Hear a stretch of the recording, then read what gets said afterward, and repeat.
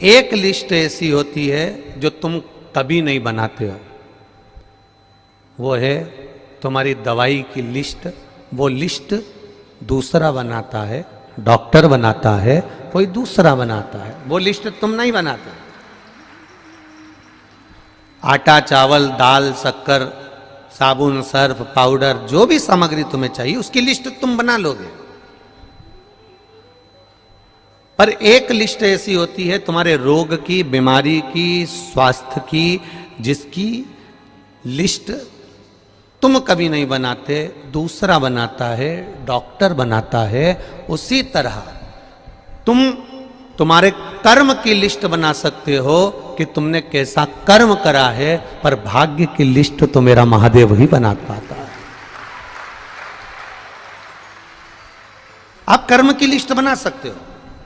कल भी कथा में कहा था, मत बुरे कर्म कर बंदे वरना पछताएगा, भगवान की आंखों से तू बच नहीं पाएगा, तू बच नहीं पाएगा। अरे ओ अज्ञानी मत करना, तेरे कर्म का फल भी तू ही पाएगा, जैसा किया तूने तेरे आगे आएगा। मत बुरे कर्म कर बंदे वरना पछताएगा, भगवान की आंखों से तू बच नहीं पाएगा, तू बच नहीं पाएगा। तुम्हारे कर्म की लिस्ट तुम बना सकते हो, अच्छा करा कि बुरा करा, झूठ बोला ना बोला, सत्य कहा ना कहा, उस कर्म की लिस्ट बनाने वाले तुम हो। भगवान गीता में भी कहते हैं कर्म किए जा, कर्म करो। हम भी आपसे कहते हैं कर्म करो, करो कर्म, जाओ जिस कार्य को करने जा रहे हो उस कार्य को लगनता से करना, दिल से करना। और जब तुम लगनता से करोगे, दिल से करोगे, तो निश्चित है उस कार्य में सफलता जरूर मिलेगी, उसको कोई रोक नहीं सकता। करो।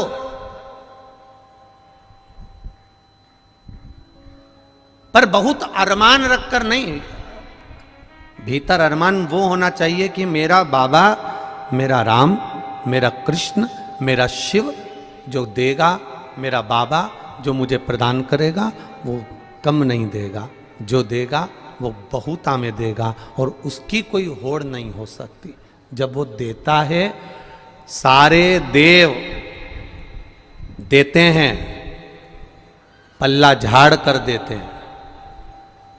क्या देते हैं? पल्ला झाड़। सारे देव देते हैं तो पल्ला झाड़ कर देते हैं। तुम्हारे भाग्य में कितना लिखा है, कितना तुम्हारे को देना है, कितना कम देना है, कितना अधिक देना है, कैसा देना है, सारे देव देते हैं तो पल्ला झाड़ कर देते हैं। और मेरा महादेव देता है तो छप्पर फाड़ कर देता है।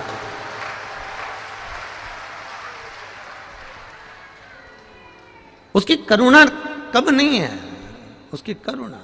बहुत जोरदार आवाज है जी जी, बहुत बढ़िया। वो देता है तो बड़ी बड़े आनंद में देता, बड़े आनंद। और तेरी कृपा बिना न हिले एक भी अणु, लेते हैं श्वास तेरी कृपा से। उसने देने में कोई कमी नहीं रखी, बस अपने भीतर थोड़ा सा संतोष रूपी धन होना चाहिए। एक गुरुजी के दो चेले थे। जजमान ने कहा तुम्हारे शिष्यों को हमारे घर में भोजन करने भेज देना। ठीक है, भेज देंगे। अब गुरुजी ने दोनों चेलों को भोजन करने के लिए भेजा, और भोजन करने के लिए जब गुरुजी ने भेजा तो दोनों से कह दिया अच्छे पेट भर कर खा कर ना हो, जो भी मिले उसको अच्छे से पाना, प्रेम से पाना, आनंद से पाना।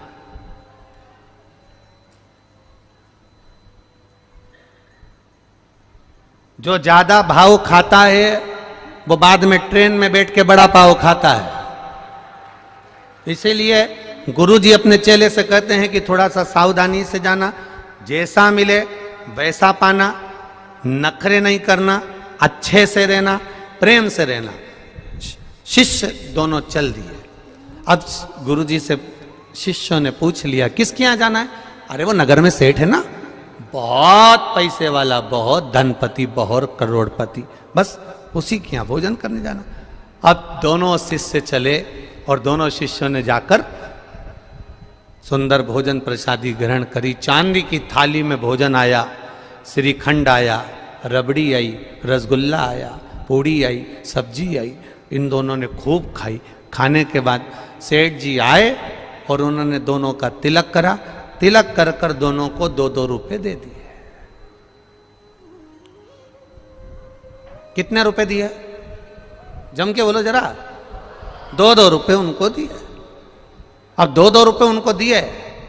दोनों दोस्त जाने लगे, शिष्य जाने लगे। एक बड़ा खुश था, बड़ा प्रसन्न। एक की प्रसन्नता इतनी थी जिसका वर्णन नहीं, और दूसरा मुंह उतारा हुआ था, मुंह लटका हुआ था, लटका लटका मुंह भिन भिन कर रहा था। काय का सेठ? काय का सेठ?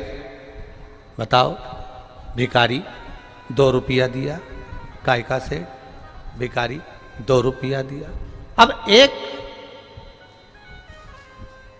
प्रसन्न है और एक का मुंह उतरा हुआ है। एक की प्रसन्नता है और एक का मुंह उतरा हुआ है। अब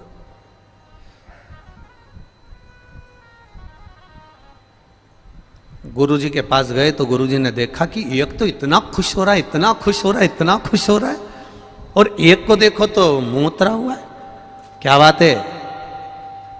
इसको दक्षिणा ज्यादा मिली है क्या? इसको दक्षिणा ज्यादा मिली है क्या? नहीं नहीं, गुरुजी मुझको भी 2 रुपए मिले हैं और इसको भी 2 रुपए मिले हैं, तो तेरा मुंह क्यों उतरा हुआ है? अरे गुरुजी पूछो ही मती। चांदी की थाली में खाना खिलाया,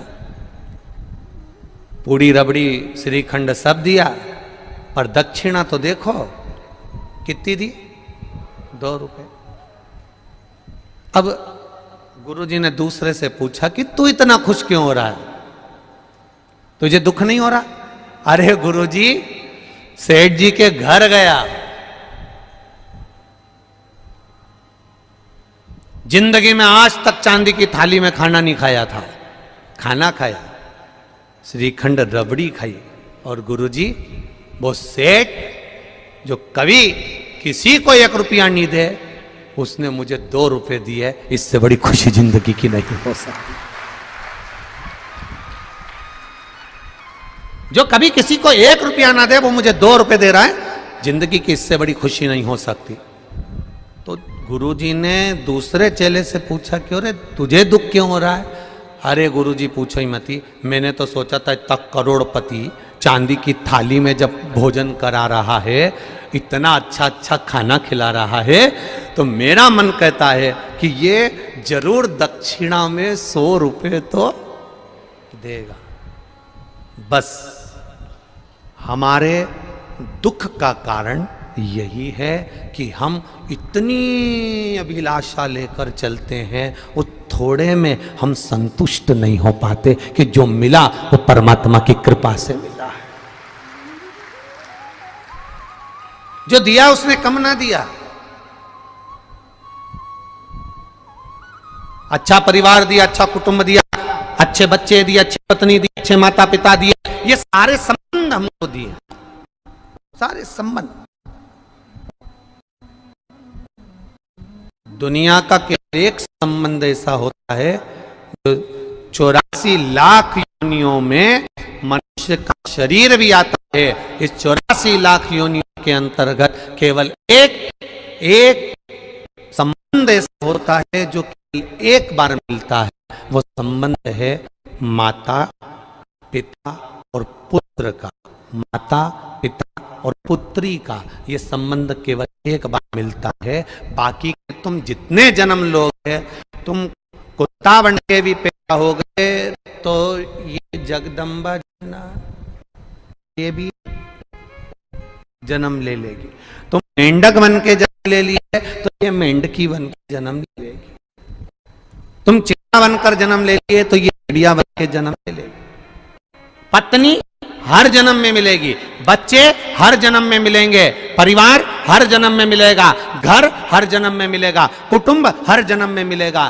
पर केवल एक संबंध ऐसा होता है कि माता पिता पुत्र और बेटी का संबंध केवल एक बार होता है, यह संबंध दूसरी बार नहीं। जो आज माता पिता मिले हैं ये दूसरी बार मिलने वाले नहीं हैं। करो आदर, करो सम्मान, करो सत्कार। इसका हवा आ रही है थोड़े से, इसका आदर करिए, सम्मान करिए, सत्कार करिए।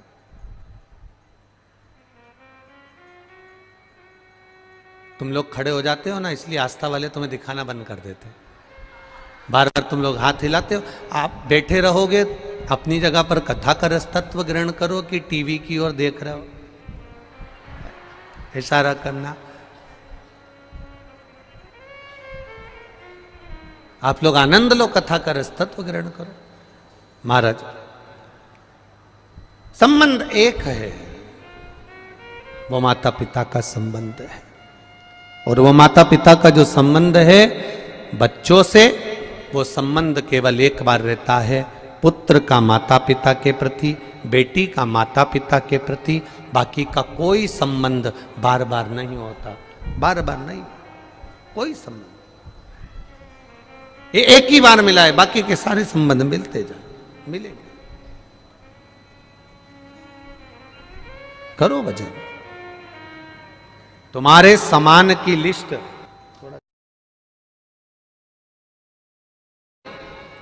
तुम बना सकते हो।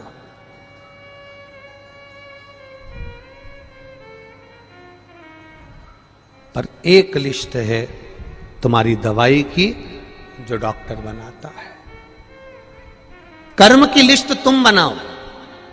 मैं मृत्युलोक में जन्मी हूं, मैं इस मृत्युलोक में आई हूं, अच्छा कर्म करूंगी, अच्छा कर्म करूंगा। जिंदगी में कोई ऐसा कार्य कर कर जाऊं कि अंत समय में वो परमात्मा से मिलन हो जाए। और जब उस परमात्मा से मिलन होगा तो वो मिलन फिर आखिरी होगा, आखिरी। और वो धैर्यता, वो आनंदता हमारे भीतर प्रकट होना चाहिए, और वो विश्वास से प्रकट होगी। मानो तो मैं गंगा मां हूं, ना मानो तो बहता पानी। आप मानो तो गंगा जी है, नहीं तो नहीं है। आप मानो तो कुबेरेश्वर धाम का कंकर शंकर है, और ना मानो तो वो तो तुम्हारे गांव में भी कंकर है। मानो तो उसके ऊपर विश्वास लेकर अगर कुबेरेश्वर धाम आए हो, भरोसा लेकर अगर कुबेरेश्वर धाम आए हो, और बाबा के चरणों में बैठकर अगर कथा सुन रहे हो, श्री शिवाय नमस्तुभ्यम कह रहे हो, तो ये भी विश्वास मानकर जाना कि वो तुम्हारा बैग नहीं खोलने देगा, 3 महीने में वापस बुला ही लेगा। भरोसा रखिए, विश्वास, दृढ़ता।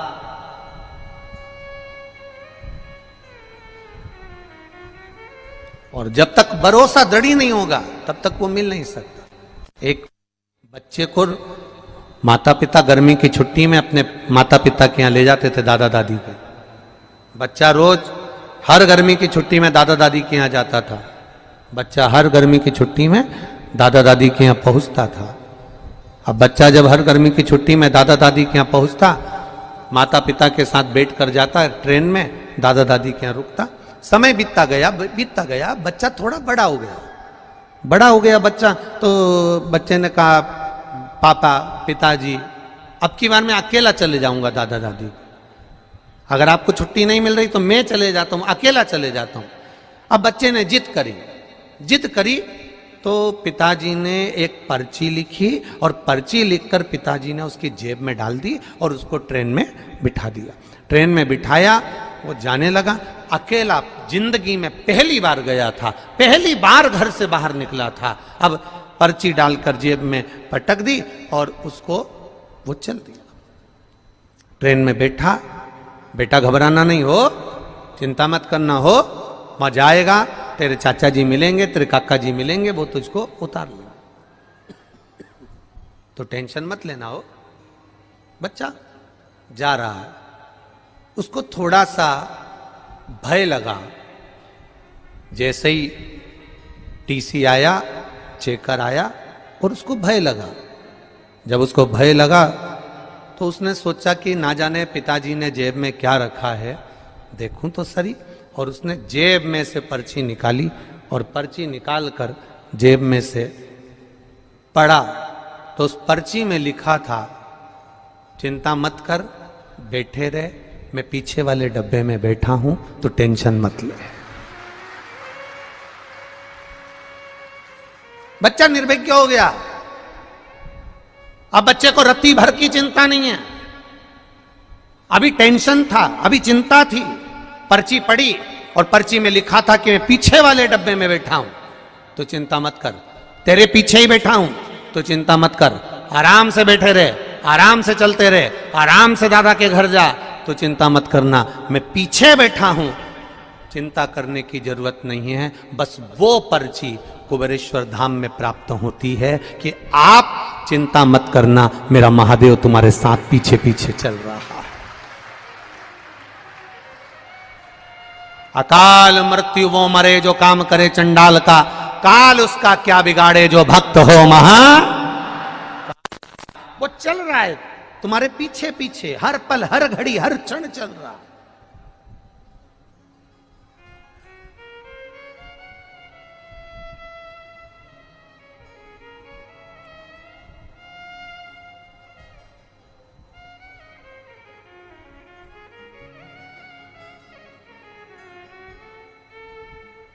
हर घड़ी चल रहा है, हर पल चल रहा है।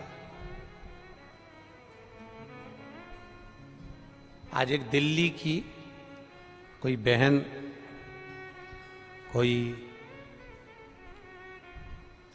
मिलिट्री में उनके पति हैं, उनके साथ आई हुई है, और वो जहां हम कक्ष में हैं उस कक्ष के आगे टिक कर बैठी थी और उसकी बात चल रही थी। तो वो बात में कह रही थी कि गुरुजी ने रुद्राक्ष वितरण, उसके पति ने कहा कि सबको सूचना दी कि रुद्राक्ष के लिए आना, और गुरुजी ने रुद्राक्ष वितरण नहीं किया, बंद कर दिया कारणवश। उसकी पत्नी के शब्द, उस मिलिट्री मैन की, उस धर्म पत्नी, कहीं पर बैठे होंगे वो दोनों, तो उस धर्म पत्नी के शब्द कितने सुंदर थे। शायद आपकी जिंदगी के लिए शब्द बहुत कीमती होगा। उसकी धर्म पत्नी ने एक ही शब्द कहा, आपको परेशानी हो रही है यहां बैठने में, आपको दिक्कत हो रही है यहां बैठने में? नहीं नहीं नहीं, क्या कहना चाहती है? अब रुद्राक्ष तो मिल ही नहीं रहा, भले ना मिले, मैं भोलेनाथ जी से ये कह कर जा रही हूं, मेरी जिंदगी में, मेरे बच्चों की जिंदगी में, मेरे पति की जिंदगी में कभी रुद्राक्ष की जरूरत ही नहीं पड़े, बस ऐसी कृपा करना, ऐसी करुणा करना। हम आए हैं, वो दोनों बात कर रहे हैं, वो और भी लोग उनके साथ बैठे हुए थे, उनसे उनकी चर्चा चल। हमने कहा क्या सुंदर शब्द है, एक माता का ये शब्द जीवन को सार्थक करने वाला है। आप भी जब यहां से जाओ तो मेरे बाबा से कहकर जाना, बस तू मेरे साथ चलना, बाकी का सब तो, पूरी दुनिया मेरी हो जाएगी, बस तू मेरा हो गया तो सब हो गया।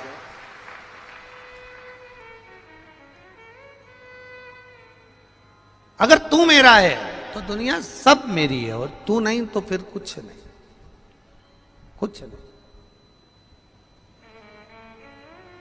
महाराज, भगवान का एक नाम है भिक्षुवर, और भिक्षुवर अवतार की कथा कल चल रही थी। भगवान शंकर जब सत्यारथ के मर जाने के बाद उसकी धर्म पत्नी गर्भ से थी, और वह धर्म पत्नी भी बच्चे को जन्म देकर घाट पर छोड़कर जब पानी पीने के लिए गई तो घड़ियाल ने, मगर ने उसको पकड़ लिया और वो धर्म पत्नी भी मर गई। पार्वती जी के मन में संशय आ गया था,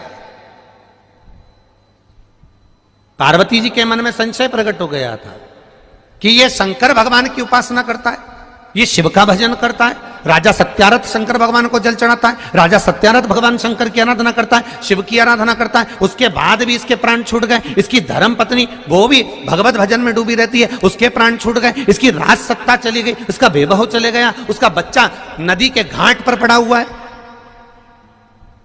शिव जी के सामने प्रश्न का अंबार था, भगवान शंकर के सामने ढेर प्रश्न थे।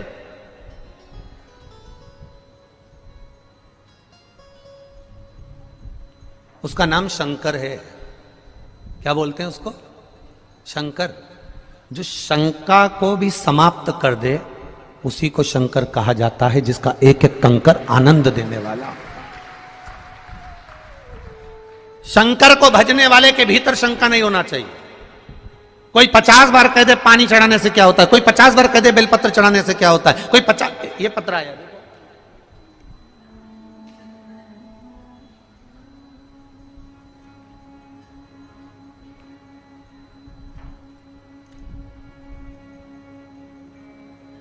मेरा नाम पुनीता उपाध्याय है, ग्राम कारो, जिला बलिया। फोन नंबर ये है, कहीं बैठी हो पुनीता उपाध्याय, ग्राम कारो, जिला बलिया। फोन नंबर ये, कहीं बैठी होंगी तो स्मरण करेंगे। मेरे भोले बाबा का क्या बखान करूं, जितना भी वर्णन करूं उतना कम है। आप भी हमारे साथ पत्र पढ़ा करो जो टीवी पर दिखाया जाता है। जितना वर्णन करूं उतना कम ही है। मैंने पशुपति व्रत किया था, जब 5वां व्रत पूरा होने पर रिजल्ट रेलवे का आने के लिए मैंने कहा था, क्योंकि पहले एग्जाम दे चुकी थे तो परंतु उसमें पास नहीं हुए थे। अब की रेलवे का एग्जाम दिया तो मैंने पशुपति व्रत करा, बेलपत्र शहद का प्रयोग कर कर शिव जी को अर्पण करा और बाबा से विनती करी, बाबा ऐसी कृपा करना, ऐसी दया करना, ऐसी करुणा करना कि इनका रेलवे में हो जाए। और बाबा की कृपा से जैसी 5वां पशुपति व्रत पूर्ण हुआ और बाबा की कृपा से उनका रेलवे में सिलेक्शन हो गया। ये शिव तत्व है, ये घड़ी है। जो शंका रखकर शिव की आराधना करता है उसके भीतर शंका के कारण शिव प्रवेश ही नहीं कर पाता।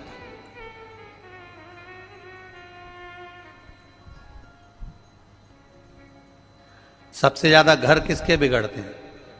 जो शंका में रहता है। किससे बात कर रहे थे? कौन है वो? एक बार मेरे सामने आ जाए ना तो उसके तो चिमटा छोड़ दूं। बस इतनी देर में कई कई पत्नियों की आदत रहती है दिन भर शंका शंका शंका शंका। कई कई पतियों की आदत रहती है दिन भर मोबाइल में टटोलता ही रहता है, इसने किससे बात करी थी, कौन था, कौन था, कौन था।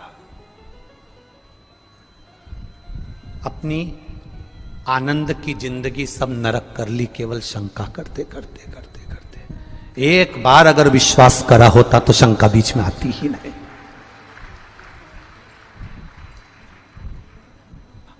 हमारे सनातन धर्म के अंदर, हमारे सनातन धर्म के अंदर शंका का कोई काम नहीं होता। हमारे सनातन धर्म के अंतर्गत केवल विश्वास करा जाता है कि पत्थर की मूर्ति में भी राम होता है।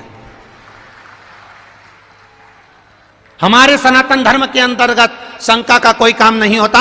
हमारे सनातन धर्म के अंतर्गत केवल विश्वास होता है कि रामचरितमानस के एक एक पन्ने में एक एक शब्द में राम समाया होता है, उसको समझने वाला होना चाहिए।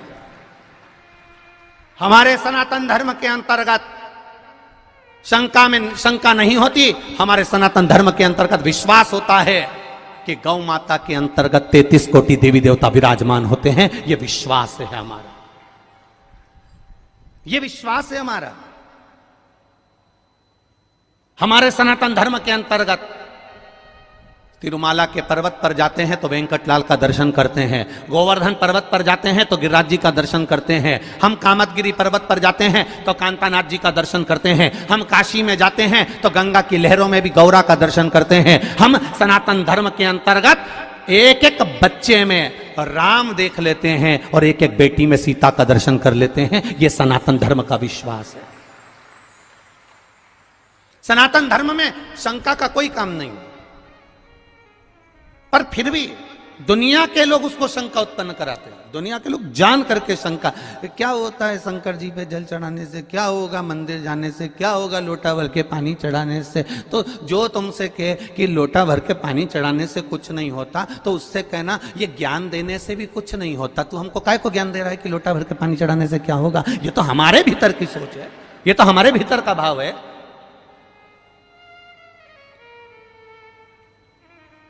शिव का जो भक्त होता है वो विश्वास पर जीता है, भरोसे पर, दृढ़ता पर जीता है। दुनिया कुछ भी कहे, वो अपनी भरोसा, अपनी दृढ़ता शंकर के चरणों में रखता है, शिव के चरण।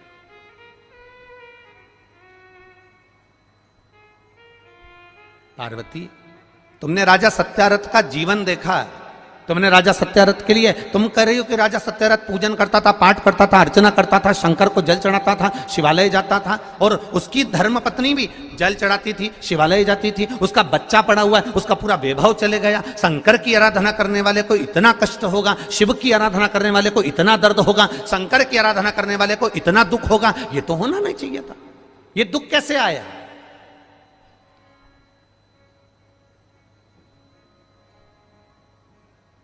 ये कष्ट कैसे आया?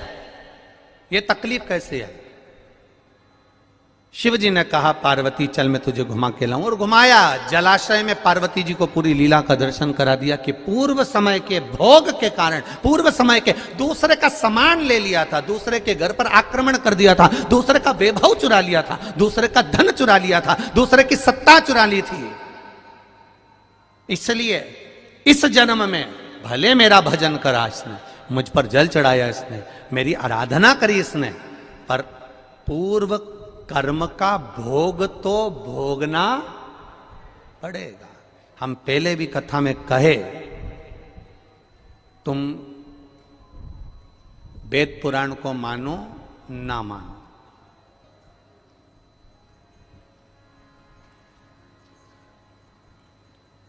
तुम धर्म शास्त्र को मानो ना मानो, तुम अपने बड़ों को मानो ना मानो, तुम अपने गुरु को मानो ना मानो, पर इतना जरूर मानकर चलना कि कर्म का भोग तो परमात्मा को भी भोगना पड़ा, तो अपन तो मनुष्य हैं, भोगना पड़ता ही है, पड़ेगा। कोई तुमसे कह दे मेरे पास आकर बैठ जा, मैं दुख नहीं आने दूंगा, कोई तुमसे आकर कह दे कि मेरे पास आकर बैठ जा, मैं ऐसा काम कर दूंगा कि तुम्हारे जीवन में दुख नहीं आएगा, तकलीफ नहीं आएगी, कष्ट नहीं आएगा, तो समझ लेना कि ये बेवकूफ बना रहा। दुख आएगा, कष्ट आएगा, रोग आएगा, बीमारी आएगी, तकलीफ आएगी, क्योंकि पूर्व के कष्ट का, पूर्व के कर्मों का भोग हमको भोगना है। पूर्व के कर्मों का भोग हमको भोगना, वो कौन भोगेगा? तुम्हारी कमाई के हिस्सेदार होते हैं तुम्हारी पत्नी, तुम्हारे घर के माता पिता, तुम्हारे भाई बंधु और तुम्हारे बच्चे तुम्हारी कमाई के हिस्सेदार होंगे। पर एक बात अपनी जिंदगी में उतार कर रखना, तुम्हारे कर्म के हिस्सेदार नहीं होंगे कि तूने कमाया कैसा था। तुम्हारी कमाई के हिस्सेदार तुम्हारी पत्नी भी होगी, तुम्हारे बच्चे भी होंगे, बेटा भी होगा, बेटी भी होगी, माता भी होगी, पिता भी होंगे, भाई भी होंगे, बंधु भी होंगे, बहनें भी होंगी, उनके सारे रिश्तेदार होंगे, तुम्हारी कमाई के हिस्सेदार होंगे, पर तुम्हारे कर्म के हिस्सेदार नहीं हो सकते। कर्म का भोग तो तुझे अकेले ही भोगना है। तब वो परमात्मा भी कहेगा कि तेरा क्या होगा रे कालिया, फिर वो भी कहेगा कि होगा क्या,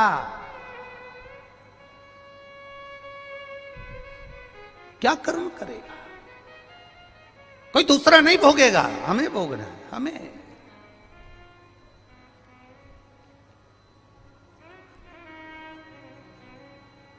महाराज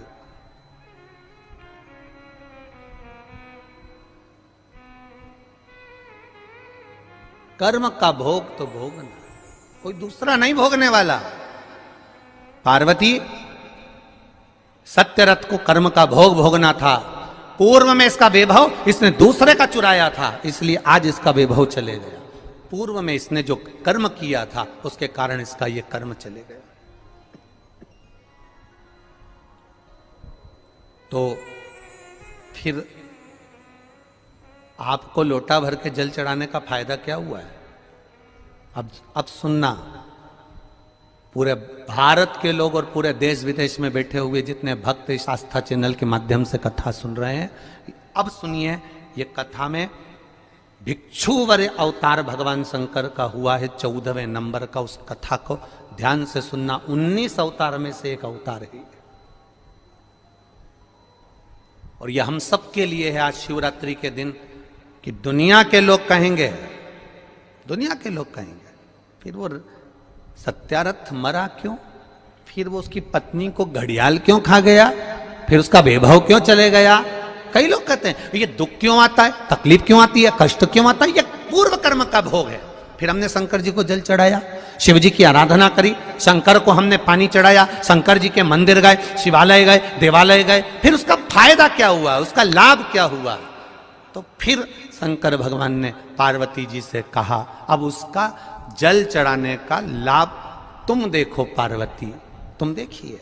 देवराज नाम का चोर ब्राह्मण था, ब्राह्मण कुल में जन्मा था, पर चोरी कर कर धन लाया। चोरी कर, व्यक्ति चोरी कब करता है? चोरी कब करता है? जब उसको बहुत सारे धन की जरूरत पड़ती है। जब तक वो चोरी नहीं करेगा। भगवान ने जितना बड़ा पेट दिया है ना, 1 बीता का दिया तो 1 बीता का, 2 बीता का दिया तो 2 बीता का, जितना बड़ा पेट दिया है भगवान ने उसको पेट भरने के, पेट दिया तो पेट भरने के लिए भगवान ने उसको भोजन भी दिया। ये पेट भरने की जवाबदारी तो मेरे भोलेनाथ की है, पर पेटी भरने की जवाबदारी मेरे भोलेनाथ की नहीं है। पेट जितनी जवाबदारी मेरे शंभू की है, पेट जितनी जवाबदारी मेरे शंकर की है, पेट जितनी जवाबदारी मेरे कुबेर भंडारी की है, पेट जितनी जवाबदारी है तो भरेगा वो। बस इस पेट से हटकर जब दूसरा कहीं काम, लोभ, आसक्ति, वासना, तृष्णा, देवराज के साथ हुआ क्या था? देवराज की पत्नी थी, बच्चे थे, जो पत्नी थी, बच्चे थे, उनके पेट भरने की जवाबदारी भी भोलेनाथ की थी। भोलेनाथ ने पेट भरा, पर दिक्कत कहां खड़ी हो गई? जब देवराज अपनी बुद्धि को भ्रष्ट कर लिया। बुद्धि कब भ्रष्ट हुई? जब देवराज ने एक सुंदर कन्या को देख लिया, सुंदर स्त्री को देख लिया, स्त्री के चक्कर में पड़ गया। स्त्री ने कहा मुझे सुंदर सोने का हार ला कर दो, उसने हार ला कर दिया। मुझे सुंदर ये सामान ला कर दो, उसने ला कर दिया। अब उसके पास जितना धन था उसने खर्च कर दिया, अब कहां से लाएगा? तो उसने फिर चोरी करना प्रारंभ करा। जब अति होने लगती है, जब किसी चीज की जरूरत ज्यादा पड़ने लगती है, तब वो चोरी करना प्रारंभ कर। इतना बड़ा मोबाइल था, इतना बड़ा, 1500 रुपए का था। अब किसी का रोड पे पड़ा हुआ दिखा, अब वो इतना बड़ा, कितना खुश हुआ।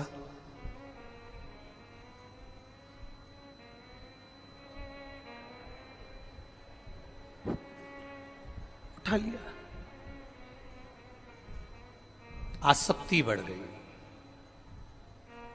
लोभ बढ़ गया, ले गया, चले गया, बढ़ गया लोभ, ले गया वो।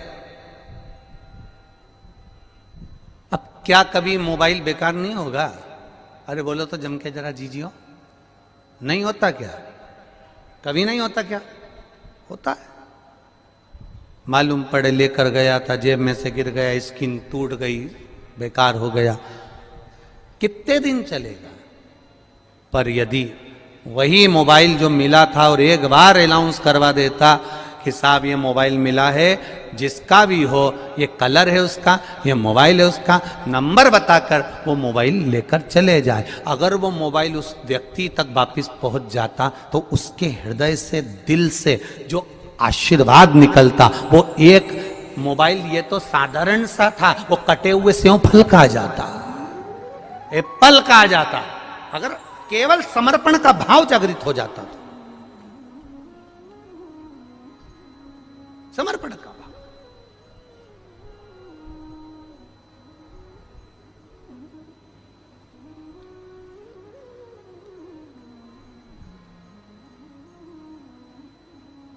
महाराज फल क्या मिला?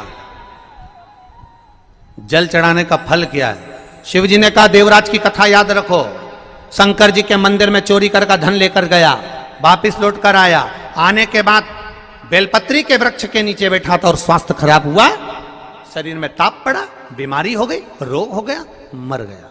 मरा, शंकर जी ने उसके लिए नंदी लगाया, नंदी पर बैठकर वो कैलाश धाम गया। तो इसने तो पाप करा था, इसने तो चोरी करी थी, इसने तो ये चोरी का धन लाया था, और इसने तो कभी शंकर का गुणगान नहीं करा, फिर मरकर इसको कैलाश धाम कैसे मिल गया? तो देवराज ने भी ये प्रश्न किया। तो भगवान शंकर नंदी पकड़कर जब चल रहे थे तो नंदी जी बोल दिए, सुन देवराज, ये तेरा पुण्य नहीं है, ये तेरा पुण्य नहीं है देवराज, जो तुझे मिल रहा है कैलाश धाम, ये पुण्य है तेरी बूढ़ी माँ का, जो रोज शंकर के मंदिर जाती थी, लोटा भर के जल चढ़ाती थी, उसका पुण्य बेटे के हिस्से में आ गया।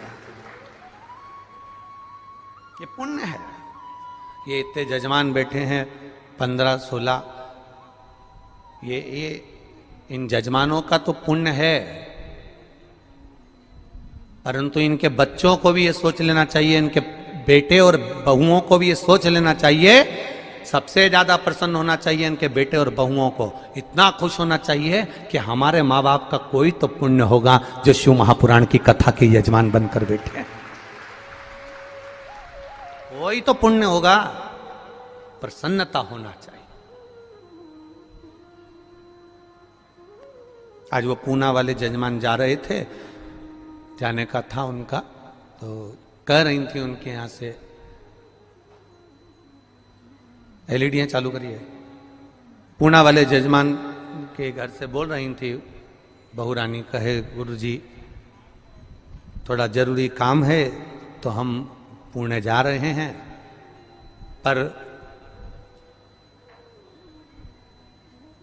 जाते जाते हमको कुछ नहीं चाहिए, बस जजमान पद जैसे यहां मिला है ऐसी कृपा एक बार कर दो कि ऐसी जजमान पद पुणे में भी एक बार मिल जाए, बस महादेव से ये प्रार्थना, ऐसी कृपा कर दीजिए, ऐसी दया। अब विचार देखिए लोगों के कितने सुंदर भाव हैं, कितने सुंदर भाव। और आपसे भी निवेदन करूंगा यहां से जाते जाते एक बार मेरे देव अधिदेव महादेव कंकर शंकर की धरा को प्रणाम कर कर कहकर जरूर जाना कि बाबा ये झोली लाया हूं ना, इतनी भर कर भेजना, इतनी भर कर भेजना कि मैं भी एक बार शिव महापुराण का यजमान जरूर बनूं, ऐसी कृपा कर दो, कहकर जाओ उसको। खाली न जाता कोई दर से तुम्हारे, खाली आप भी गाइए, दर से तुम्हारे। दीनानाथ तू चुप हो जा, इनको गाने दो जरा एक बार वापिस से, फिर से बोलिए। खाली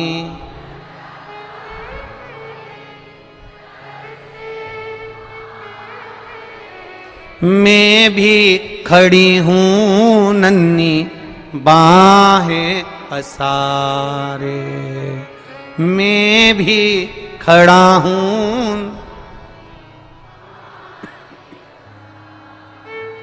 अपने हृदय से लगा लो, लगा लो, गिरा जा रहा हूं, उठा लो, उठा लो।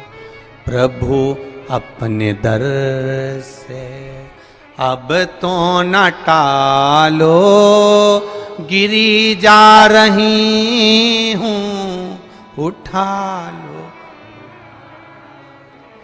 खाली न जाता कोई दर से,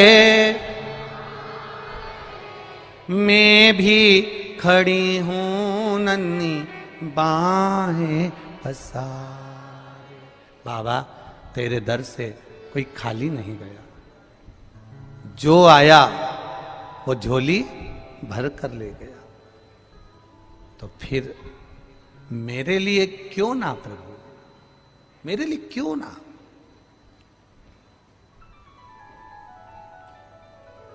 बस उससे निवेदन दिल से करना कि बोल बम का नारा है बाबा है, उसके सहारे जीना चालू कर दो। शंका में नहीं जीना है, हमें विश्वास में जीना है। विश्वास कैसा? तुम्हारे घर में जो शिव है, तुम्हारे घर में जो कंकर है, तुम मंदिर जाओ तो मूर्ति में भी तुम्हें राम और कृष्ण और शिव नजर आना चाहिए। तो समझ लो कि तुम्हारी दृष्टि विश्वास पर जागृत हो गई, विश्वास पर जागृत हो गई। अब कहे लोग शंका और विश्वास में बहुत अंतर है महाराज। शंका तुरंत उत्पन्न हो जाती है, शंका तुरंत आ गई। किसी ने कुछ बोला और तुम्हें शंका आई, किसी ने कुछ कह दिया और उसमें शंका। अब शंका तो अभी सोशल मीडिया पे कितना कितना चल रहा है। हम कहें जितने लोग सोशल मीडिया पे डाल रहे हैं कि इतने सारे मर गए ने, इतने सारे जी गए ने, ऐसी भगदड़ हो गई। जब पूरी जमाने भर की मीडिया यहां पर है तो भगदड़ का एक सीन भी बता देते जिंदगी में। तुमने लिखा तो था कि भगदड़ हुई, रुद्राक्ष फेंका, ये करा वो करा, दिखाते तो सही एक बार कि इतने मर गए, इतने जी गए। कभी विचार, यहां आप भी बैठे हो, थे कि नहीं थे 15 तारीख को? बोलो, जम के बोलो, थे ना? कोई भगदड़ का सीन दिखा कि लोग भगे हों, दौड़े हों और मर रहे हों? कहीं दिखा हो तो बताना, दोनों हाथ उठाकर बताना एक बार कि दिखा हो तो बताना, कहीं नजर आया हो। अब किसी को हार्ट अटैक हो गया तो कह दिया भगदड़ हो गई। महाराज उसके शरीर पर किसी का एक जूता पड़ा हुआ दिखा हो, किसी का पांव पड़ा हुआ दिखा हो, किसी को खरोच आती हुई दिखी हो तो जरूर बताना। यह महादेव की धाम है, इसको बदनाम करने का प्रयास मत करिए।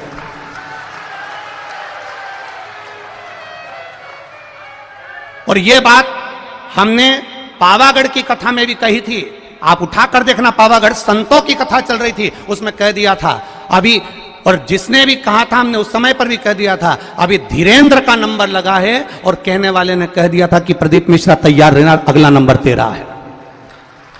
तो ये तो सनातन धर्म के द्रोही हैं, द्रोही। इसीलिए जीजियो, रुद्राक्ष इसलिए नहीं बांट रहा हूं, थोड़ा शांति रखो। और ये बात हमने सीहोर के भी बजरंग दल के वो जगदीश कुशवाहा जी को भी हमने कही थी नदी चौराहे पर गाड़ी रोककर कि मेरा मन कर रहा है अब की बार जगदीश भैया कि अंदर जो भी कथा सुनने के लिए आए उसको गौशाला का गौमूत्र का छींटा दिया जाए, जिससे मालूम तो पड़ जाए कि मेरा सनातनी आया है, मेरा सनातनी आया है, मुझे मालूम पड़ना चाहिए। पर उन्होंने कहा गुरुजी इतने सारे लोगों पर अपन गौमूत्र छीटेंगे, किसी को बुरा हमने कहा सनातनी होगा तो काय का बुरा लगेगा, क्यों बुरा लगेगा?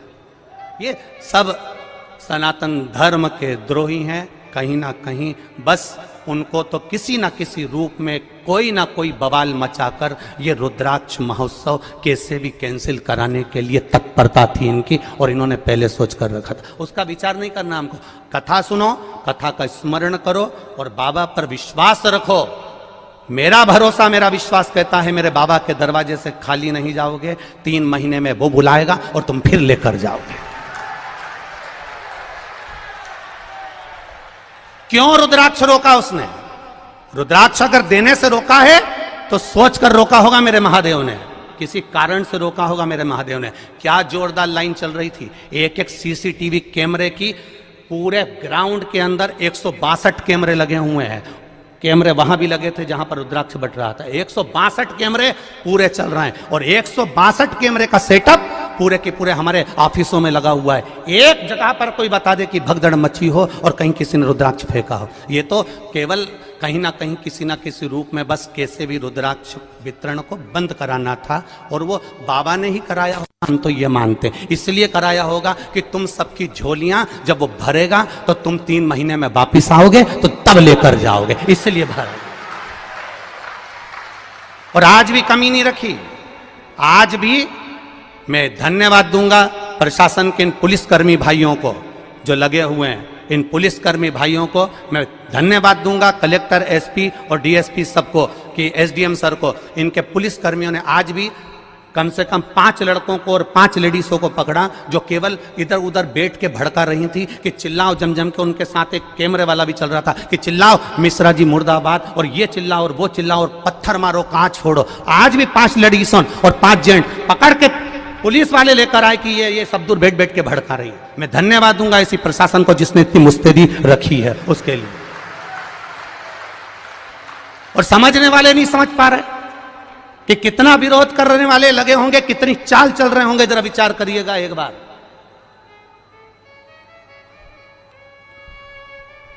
बरहानपुर कथा हुई, परभणी कथा हुई, मालेगांव कथा हुई। हम भी कथा करने जाते हैं, हमको भी मालूम है कि कितनी भक्त लोग कथा सुनने आते हैं। तो हमको ये अंदाजा नहीं होगा कि इस पावन धरा पर कितने आएंगे, कितनी व्यवस्था करी होगी, कितना लगाया होगा समय, प्रशासन ने भी कितनी व्यवस्था करी होगी।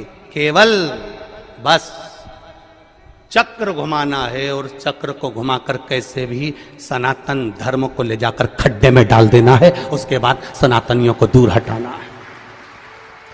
तुम समझे ही नहीं।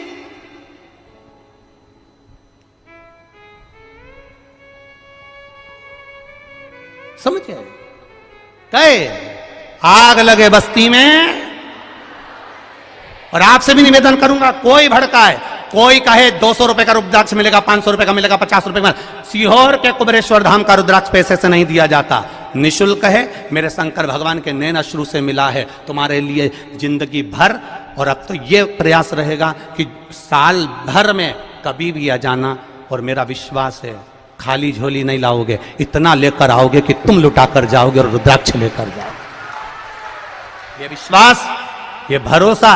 और जहां जहां कथा करी, एक एक यजमान की यहां पूछ कर आना कि उन्होंने कथा करवाने के बाद 2 महीने के अंदर फोन लगाया कि नहीं लगाया कि हमको अगली कथा की तारीख दे दो। अभी ये पूना वाली जीजी बोल के जा रही, अभी सुल्तानिया जी बोल के जा रहा है, बेंगलोर वाले भैया बोल कर जा रहे हैं कि हम जजमान बने, पर अब एक मौका दो कि हम एक बार फिर जजमान बने। भगवान इतना पूर्ण देता है कि यजमान पद फिर खड़ा हो जाता है। खाली नहीं जाओगे, फिर निवेदन कर रहा हूं, एक खाली नहीं जाएगा। खाली न जाता कोई दर से तुम्हारे, मैं भी खड़ा हूं नन्ही बाहें,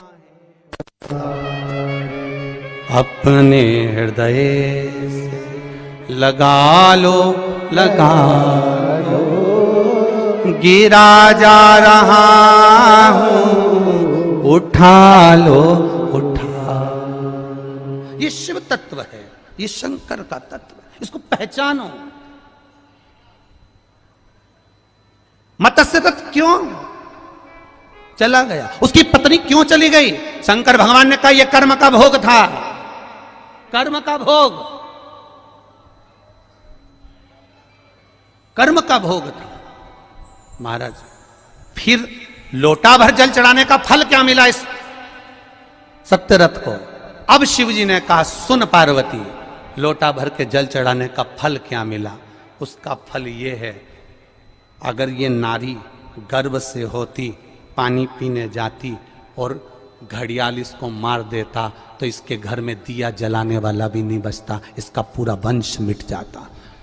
इसके बच्चे का जन्म पहले करवाया, बच्चे का जन्म पहले करवाकर घाट पर सुलवाया, पानी पीने ये अकेली गई, इसको मगर ने पकड़ लिया, इसके बच्चे को संभाल कर रखा, क्योंकि इसने जो जल चढ़ाया था उस जल का फल ये मिलेगा कि इसके बच्चे को वापस वही वैभव फिर प्राप्त होगा।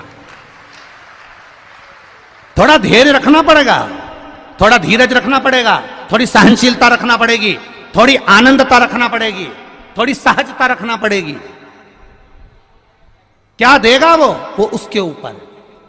आपका चढ़ाया हुआ एक लोटा जल क्या फल देता है, आपका चढ़ाया हुआ एक लोटा जल आपको क्या प्रदान करता है, ये आपको मालूम पड़ेगा कि आपने जो लोटा भर के जल चढ़ाया था उसका फल क्या मिला है, उसका आनंद क्या मिला है, उसका सुख क्या मिला है।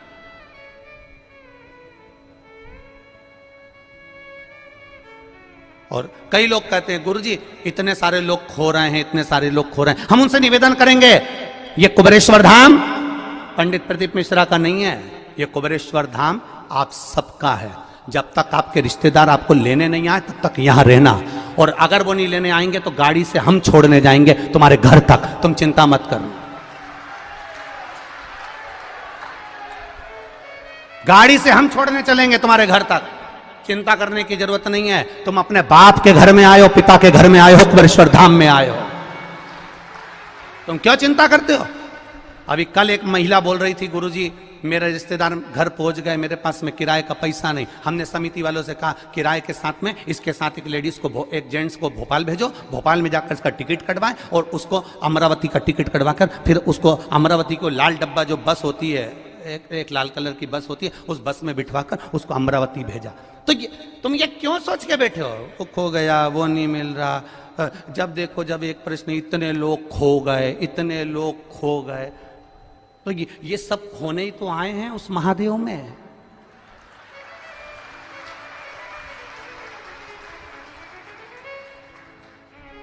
जैसे परिवार वाले खोए हुए को ढूंढते हैं, वैसे ही कुबेरेश्वर धाम आने वाले को मेरा महादेव टार्च लेके ढूंढता है।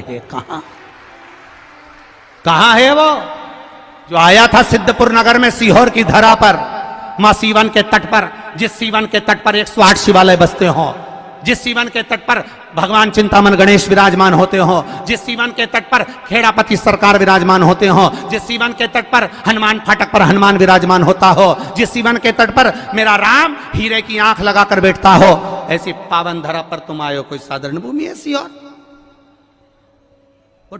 खोने आए हम तो, यहां हम तो खो गए। हम तेरी दुनिया में आकर खो गए, बस और क्या बचा। ये उसकी भक्ति है, ये शिव तत्व है महाराज शंकर का।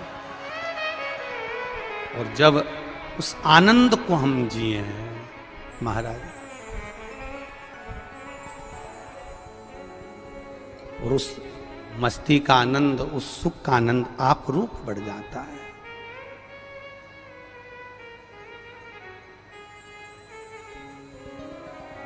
महाराज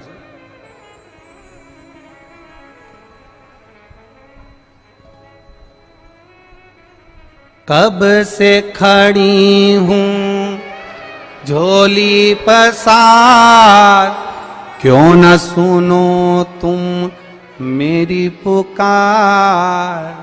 कब से खड़ी हूं झोली पसार, क्यों न सुनो तुम मेरी। मुझे तेरा ही सहारा है मेरे भोले बाबा, मुझे तेरा ही सहारा है मेरे भोले बाबा। मैंने तुम्हें ही पुकारा है मेरे भोले बाबा, मैंने तुम्हें ही पुकारा है मेरे भोले बाबा। कब से खड़े हैं झोली पसार, क्यों ना सुनो तुम मेरी पुकार। कब से खड़े हैं झोली पसार, क्यों ना सुनो तुम मेरी पुकार। चाह नहीं होती है, जिससे प्रेम करो उससे चाउमीन खाने की चाह नहीं होती है, जिससे प्रेम करो उससे पानी पूरी खाने की चाह नहीं होती है, जिससे प्रेम करो उससे बस एक चाह रहती है कि थोड़ा तो समय दिया करो मुझको, आपके लिए हूं और मैं आपके लिए, थोड़ा तो समय। जिससे प्रेम होता है बस उस समय की चाह करती है। पत्नी पति से कह देती क्या ये फालतू का लफड़ा लगा कर रखा है, दिन भर दिल्ली जाना, नोएडा जाना, यहाँ जाना, वहां जाना, वहां जाना, कम से कम हम आपसे प्रेम करते हैं, थोड़ा समय तो दिया करो। बोलो जीतियों, सही बात है कि गलत? जम के बोलो जरा, सही है ना? एक पत्नी पति से कहती है मुझे समय दो, पति पत्नी से कहता है समय दो, पति अपने धंधे से कहता है, धंधा कहता है, बिजनेस कहता है तुम मुझे समय दो। बोलो बिजनेस कहता है कि नहीं कहता? समय दोगे तो मैं कमाई कराऊंगा, समय नहीं दोगे तो मैं कमाई। अर्थात तुम्हें बिजनेस से प्रेम करना पड़ेगा, प्रेम करोगे तो समय दोगे। सुबह 9 बजे से जाके दुकान पे बैठोगे, रात को 10 बजे तक आओगे, मतलब तुमने काम से प्रेम किया। अब तुमने काम से प्रेम किया तो काम ने तुमको धन दिया। पत्नी से तुमने प्रेम करा तो पत्नी ने भी तुमको इसमें बस प्रेम की 2 बोल दिए, नहीं तो जगदम्बा रोज धड़धड़ाती थी। प्रेम जो तुमने दिया, प्रेम तुमने अगर प्रदान किया, प्रेम में सबसे कीमती है, प्रेम की सबसे बड़ी कीमत है, प्रेम की सबसे बड़ी कीमती दौलत है उसका समय। और जिससे प्रेम होता है ना उसके पास तुम 4 घंटे भी बैठ जाओ ना, समय कम ही पड़ जाता है। प्रेम की कीमत ही सबसे बड़ा समय।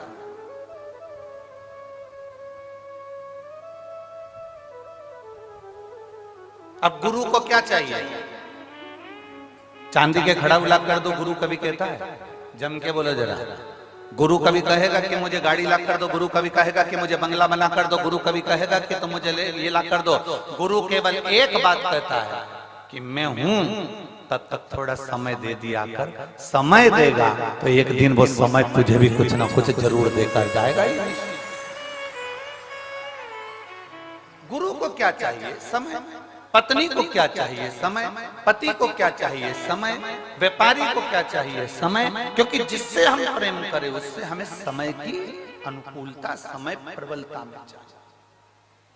अब यहां तक तो बात समझ में आ गई कि आपको समय की कीमत समझ में आना चाहिए, पर आगे तुम्हारे स्मरण में आना चाहिए कि वही समय जो तुम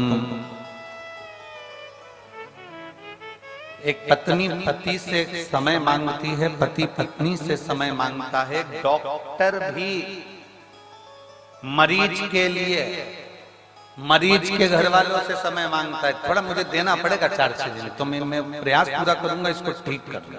समय दोगे तो ना। अब आखिरी में डॉक्टर जब पूरा काम कर लेता है तब डॉक्टर भी कहता है अब मेरे पास की घड़ी ठीक नहीं चल रही है, अब उससे समय मांगो, अब वो समय देगा। वो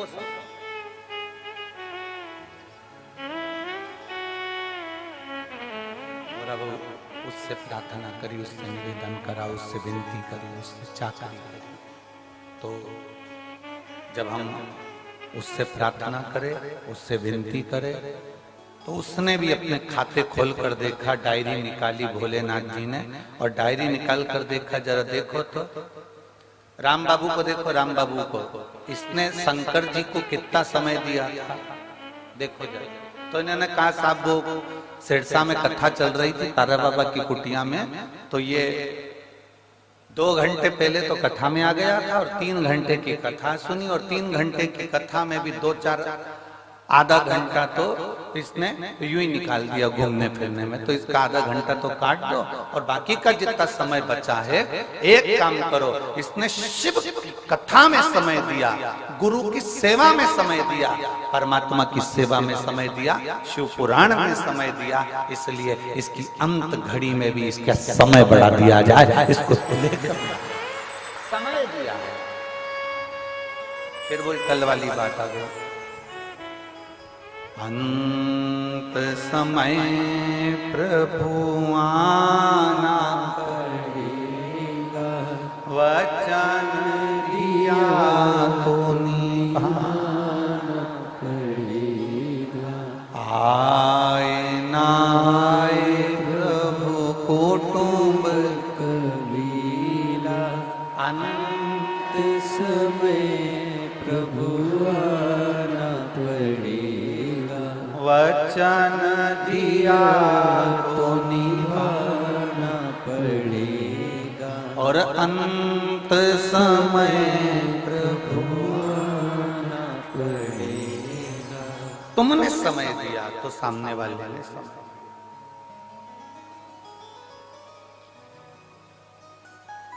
अब तुम्हारे पास समय ही नहीं है।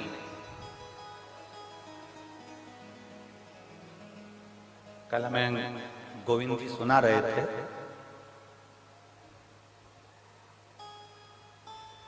गोविंद जी सुनाते बहुत अच्छा।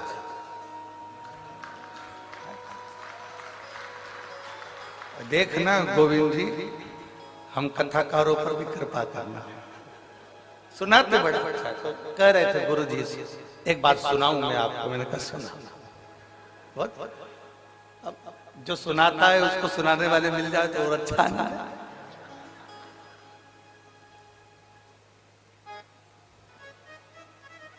कल किसी एक भक्त का मैसेज भी आया, उसने कहा गुरु जी हरियाणा में सब दमदार लोग रहते हैं। हमने कहा तुम्हें कोई मिला क्या? हमने कहा एक ही भारी। किससे मिले जाते हैं? मिले भी तो मिले कैसे? अब कहने गुरु जी, एक बार बाबा जी के पास हम बैठे हुए थे और वो बोले गोपाल जी को कि गोपाल नहीं आया। तो कहा बाबा जी निकले हैं, अब आएंगे तो वो गाड़ी से चले हैं नोएडा आदि से, तो वो धीरे धीरे धीरे धीरे पहुंचेंगे। अब लंबा सफर 300 किलोमीटर का। तो गोविंद जी कह रहे थे बाबा जी बोले उसको बोलो ना कि हेलीकॉप्टर उतार लाए।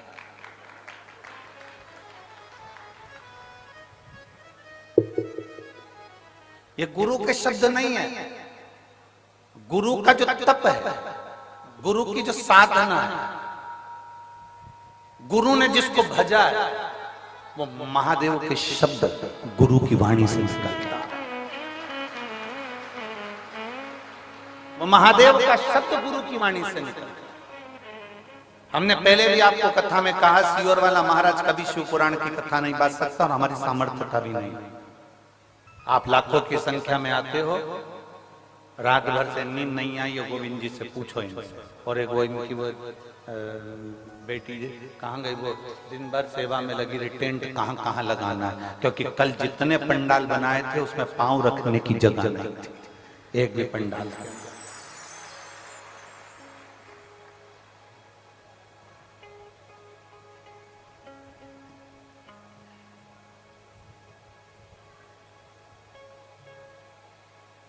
अब 2024 की कथा है, 24 कैरेट सोने की कथा है, सहज नहीं है।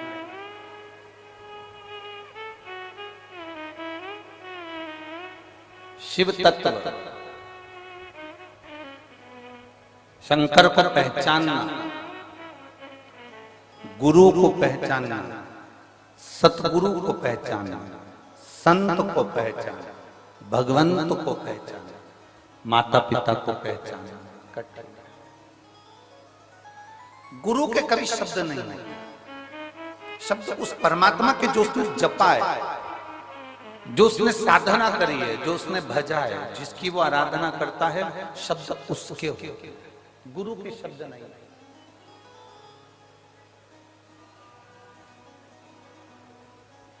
गुरु कोई वाणी नहीं बोलता, गुरु के शब्दों में परमात्मा के शब्द जुड़े हुए।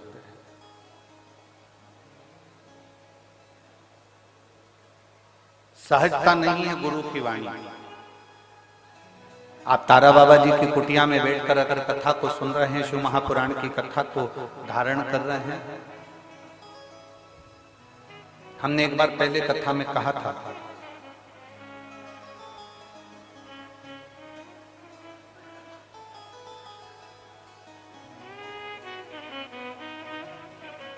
गाय जंगल में चरती है, परंतु कभी गाय कहीं फंसती नहीं है। बकरी जंगल में चरती है, बकरी कहीं पर फंसती नहीं है। कारण गाय को चराने वाला पीछे चल रहा होता है, उसके हाथ में डंडा होता है, और वो किसान वो गाय चरा रहा होता है, ग्वाला गाय चरा रहा होता है। गाय को मालूम है मेरा कोई मालिक है। गाय को मालूम है मेरा कोई सेठ है, गाय को मालूम है मेरा मालिक है। अगर मैं कहीं फंस भी गई तो मेरा मालिक मुझको जम के बोलो जरा निकाल। बकरी को मालूम है कि मेरा मालिक पीछे चल रहा है, अगर मैं कहीं फंस गई तो मुझे मेरा मालिक निकाल देगा।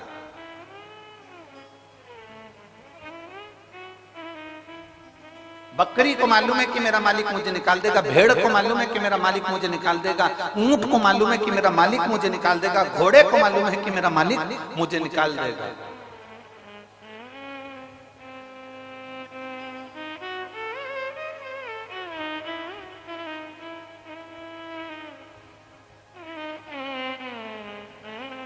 चिड़िया को भी मालूम है कि मुझे कोई ना कोई बाहर निकाल देगा, क्योंकि उसको एक अंदाजा है कि मेरा मालिक मेरे पीछे चल रहा है। गाय चराने वाला, बकरी चराने वाला, भेड़ चराने वाला, ऊंट चराने वाला पीछे चल रहा है। उसको मालूम है ये मैं अगर फंस गया कीचड़ में, अगर मैं कहीं फंस गया, उलझ गया तो मुझे कोई ना कोई निकालेगा, मुझे कोई ना कोई निकालेगा, ये पक्का। मेरा मालिक मुझे निकालेगा, ये पक्का। जब गाय ये विचार कर कर चलती है कि मैं फंसूंगी तो मेरा मालिक मुझे निकाल देगा, बस वही अंदाजा, वही सोच, वही वृत्ति, वही मन तुम्हारा होना चाहिए। तुम जब जब उलझो तब तक तुम दूसरों को मत पुकारना, तुम्हें ये अंदाजा होना चाहिए कि मेरा मालिक मेरे साथ चल रहा है, वो मुझे निकाला। मेरा गुरु मेरे साथ है, मेरा शिव मेरे साथ है, मेरा शंकर मेरे साथ है, मेरा ओघड़ी मेरे साथ है, मेरा शंभू मेरे साथ। और जब शिव हमारे साथ में है, हमारा शंभू जब हमारे साथ में है, तो फिर क्या सोच, क्या विचार।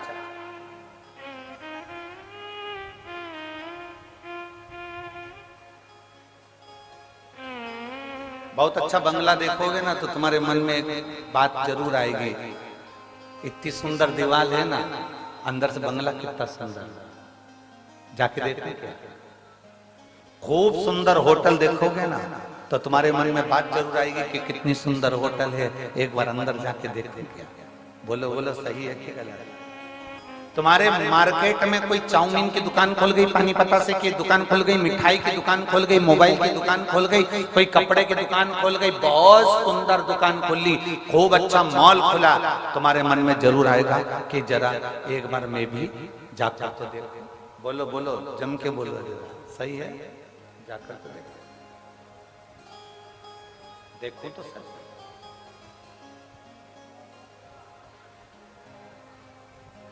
सुंदर कपड़े की दुकान तुम्हारे मन में आया कि मैं जाकर देखूं। सुंदर, बहुत सुंदर बंगला बना है, जाकर देखूं कि अंदर कोई है कि नहीं। मन में उत्सुकता, अच्छा एलिवेशन देखा तो तुम्हारे मन में भाव प्रकट हो गया कि मैं अंदर जाकर देखूं। अच्छी दीवार देखी, मन में उत्सुकता जाग गई कि अंदर जाकर देखूं। अच्छा एलिवेशन, अच्छी दीवार, अच्छी चौखट, अच्छा सब कुछ अच्छा देखा तो मन में जागरूकता जागा, मैं भी जाकर। अच्छा एलिवेशन देखकर लोग आपके घर में आते हैं, अच्छी दीवार देखकर लोग आपके घर में आते हैं, अच्छा कपड़ा देखकर लोग तुम्हारी दुकान पर आते हैं, अच्छी पर्दे देखकर लोग तुम्हारी दुकान पर आते हैं, तुम्हारे घर पर आते हैं, तुम्हारी चौखट पर आते हैं। जैसे अच्छी एलिवेशन, अच्छी दुकान, अच्छा कपड़ा, अच्छा मोबाइल, अच्छा किराना देखकर दुनिया के लोग आपकी दुकान में और आपके घर में आते हैं, उसी तरह मेरा महादेव तुम्हारा घर अच्छा देखकर नहीं, तुम्हारा कपड़ा अच्छा देखकर नहीं, मेरा महादेव तुम्हारा दिल अच्छा देखकर तुम्हारे घर में प्रवेश कर। मेरा महादेव कभी भी ये देखकर नहीं आया कि तुम्हारा मकान कितना बड़ा है, मेरा महादेव ये देखकर नहीं आया कि तुम्हारा घर कितना बड़ा है, मेरा महादेव ये देखकर नहीं आया कि तुम्हारे पास में संपदा कितनी है, मेरा महादेव केवल ये देखकर आया कि तुम्हारी चित्त वृत्ति में शिव की भक्ति कितनी है। और शंभो शरणे पड़ी मांगू घड़ी रे घड़ी,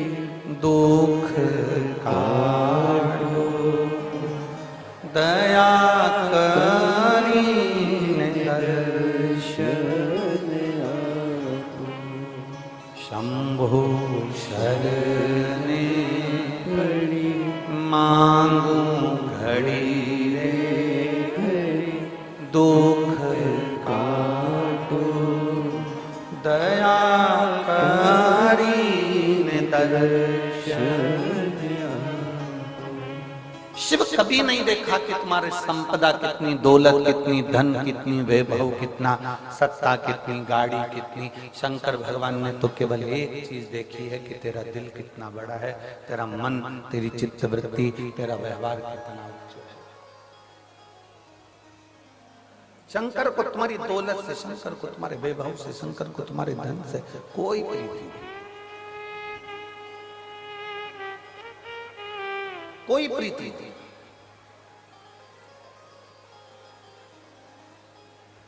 कल गोविंद जी बता रहे थे कि गुरुजी हम तारा बाबा जी से कहते थे कि आपकी झोपड़ी छोटी सी है, इसको बड़ा कर दें। तो बाबा जी कहते थे मुझे क्या करना बड़े महल में रहकर, मेरी झोपड़ी ही अच्छी है। बाबा जी हम कुछ अच्छा बना दें आप, मुझे क्या करना, मुझे तो सब कुछ नहीं बनवाना, मेरा जैसा है वैसा।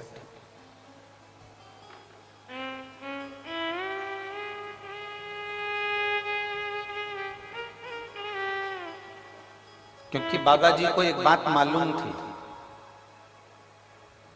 जो शंकर का उपासक होता है ना,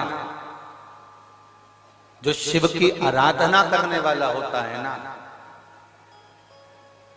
जो शंकर की भक्ति में डूबने वाला होता है, मेरी जीजियों, मेरे जीजाओं, मेरी बेटियों, मेरे बेटाओं, मेरी बहनों, मेरे भाई, शंकर की भक्ति में डूबने वाला, शंकर को मानने वाला, शिव की आराधना में डूबने वाला, शिव तत्व को जानने वाला एक बात हमेशा जानता है कि मुझे किसी से कुछ नहीं चाहिए।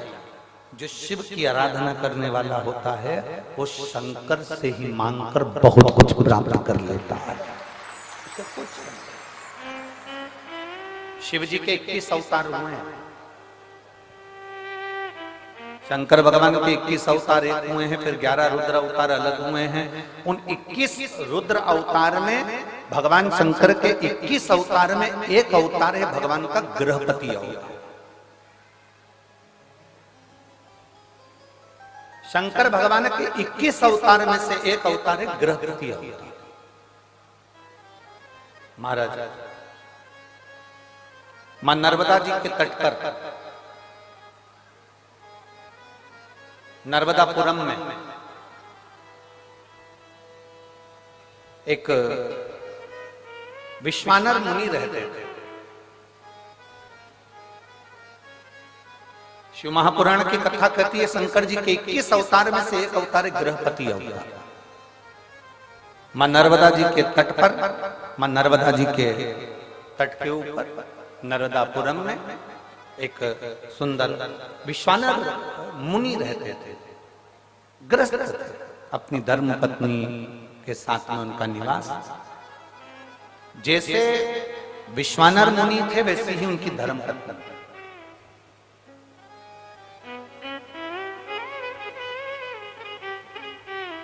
बहुत कम घर होते हैं जिन घरों में अगर पति धर्मात्मा है तो पत्नी धर्मात्मा हो, पत्नी धर्मात्मा हो तो पति धर्मात्मा हो। बहुत कम। सोचे जाओ तो नहीं होता। हमने अभी अभी यहाँ भटिंडा की कथा में एक बात कही थी, पंजाब में भटिंडा में कथा में करने आए थे, तब हमने बोला था अमिताभ का बेटा अमिताभ जैसा नहीं होता। हुआ क्या? जम के बोला क्या? सचिन तेंदुलकर का बेटा सचिन तेंदुलकर जैसा नहीं हो सकता। हुआ क्या? जम के बोलो जरा। नहीं।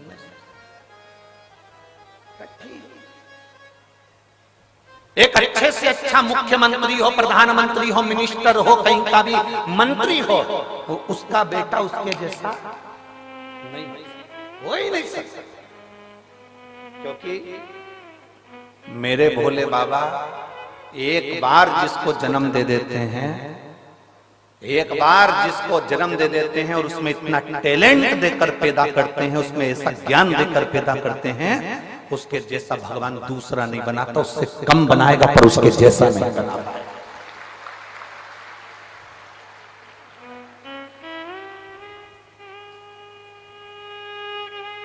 अमिताभ के पास में, अमिताभ बच्चन जी के पास में जो टैलेंट होगा उनके बच्चे के पास में नहीं हो पाएगा। सचिन तेंदुलकर के पास में जो टैलेंट होगा वो उनके बच्चे के पास में नहीं हो पाएगा। पिता जैसा बेटा नहीं होता। अगर बाप कलेक्टर है तो उसकी औलाद कलेक्टर हो सकती है, पर बाप जैसी नहीं हो सकती। मिनिस्टर का बेटा मिनिस्टर बन सकता है पर उसके पिताजी जैसा नहीं बन सकता। कठिन है। एक शिक्षक का बेटा शिक्षक बन सकता है पर उसके जैसा नहीं बन सकता उसके पिताजी। सास अपने 4 बेटों की शादी कर दे, 4 बहुओं को लिया है, पर सास सोचे कि तेरी जैसी आ जाए तो नहीं आ सकती, तू ओल्ड इज गोल्ड है। कहा तेरे जैसा है, तेरे बराबर कोई नहीं आ सकता। तो तुम अपने से क्यों किसी को होड़ कर रहे हो? मेरी बहू मेरे जैसी आना चाहिए, मेरी बहू जितना मैं काम करूं वैसी आना चाहिए, मैं जितनी सुबह से उठती हूँ मेरी बहू उतनी उठने वाले आना चाहिए। अरे माँ, अमिताभ का छोरा अमिताभ जैसा नहीं बना, सचिन का छोरा सचिन जैसा नहीं बना, तो तेरी बहू तेरे जैसी कैसे बन सकती है? तुझे तो भगवान ने खुद आनंद में बनाया है। कहाँ सोच कर बैठे, क्या विचार लेकर बैठे? मेरी बहू मेरे जैसी होना चाहिए। मैं 4 घंटे काम करूं तो मेरी बहू भी 4 घंटे काम करे, मैं 10 घंटे काम करूं तो मेरी बहू भी 10 घंटे काम करे। नहीं हो सकता, कभी नहीं हो सकता। इसलिए जो नहीं हो सकता उसको छोड़ो और लड़ना बंद करो।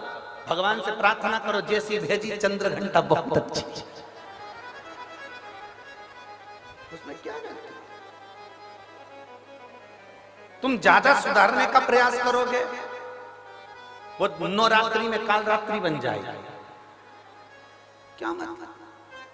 फिर तुम्हें सुबह शाम रोज आरती करना पड़ेगी उसकी। और तुम क्या बहू की आरती करोगे? बहू तुम्हारी कर देगी। तुम क्या करोगे? बहुत। इसलिए हमें किसी के जैसा नहीं बनना। शिव महापुराण की कथा कहती है, देवाधिदेव महादेव का चरित्र कहता है, तुम्हें किसी के जैसे नहीं बनना। अपने अंदर भगवान ने जिस जिसको जन्म दिया पृथ्वी पर, भगवान शंकर जिसको पैदा करते हैं उसको कुछ ना कुछ हुनर देकर पैदा करते हैं। आपके अंदर कोई ना कोई हुनर जरूर है। आप किसी के जैसे मत बनो, अपने हुनर को अपनी मेहनत से प्रकट करो। दुनिया तुम्हारे जैसा बनना चाहेगी, ये पक्का। पर माताएं पीछे पकड़ के बैठती है, उनको देख ले उनके जैसे बन जा, उनको देख ले उनके जैसे बन जा, तेरी मौसी के छोरे को देख ले मौसी के छोरे जैसा बन जा, बुआ के छोरे को देख ले बुआ के छोरे जैसा बन जा। अब तुम बुआ के छोरे जैसे बनाने में लगे हो और महादेव को रोज 1 लोटा वो जल चढ़ा रहा है, और महादेव सोच कर बैठे हैं कि बुआ के छोरे जैसा मत बनना, बुआ के छोरे से भी उज्जवल बनाकर बताऊंगा तेरे को, बस तेरी मेहनत करना, तेरा कर्म करना, तेरी लगन लगा कर बैठना, तेरी मेहनत करते रहना, तुझे उससे भी उज्जवल बनाकर छोड़ूंगा मैं, तो चिंता मत कर। और तुम लगी हो उसके जैसा बन जा, उसके जैसा बन जा। रोज सास अपनी बहू को ज्ञान देती रहती है, उनकी बहू कितनी अच्छी, उनकी बहू कितनी अच्छी। सास को एक बात समझ लेना चाहिए, दूर के ढोल सुहावने। एक बार उस बहू के पाले तो पड़, उसको लेके एक बार बद्रीनाथ घूमने चले जा, मालूम पड़ जाएगा। पेंटिंग पेंटिंग की दुकान 4 दिन तक निकले ना बाबा। हमें लग रहा है अच्छी है।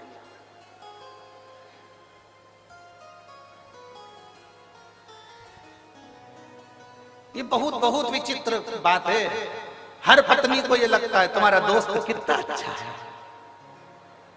उस दोस्त की पत्नी भी कहती है तुम्हारा दोस्त कितना अच्छा है।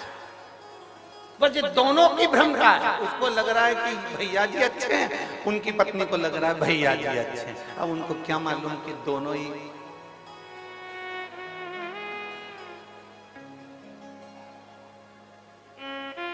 एक क्या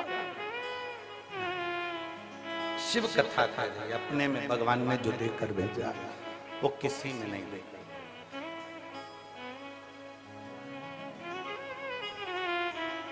और दया की ना हो जो आदत तुम्हारी तो सुनी रे अदालत तुम्हारी। गरीबों के दिल में जगह तुम न पाते तो किस दिल में होती इबादत तुम्हारी, तो किस दिल में होती इबादत तुम्हारी।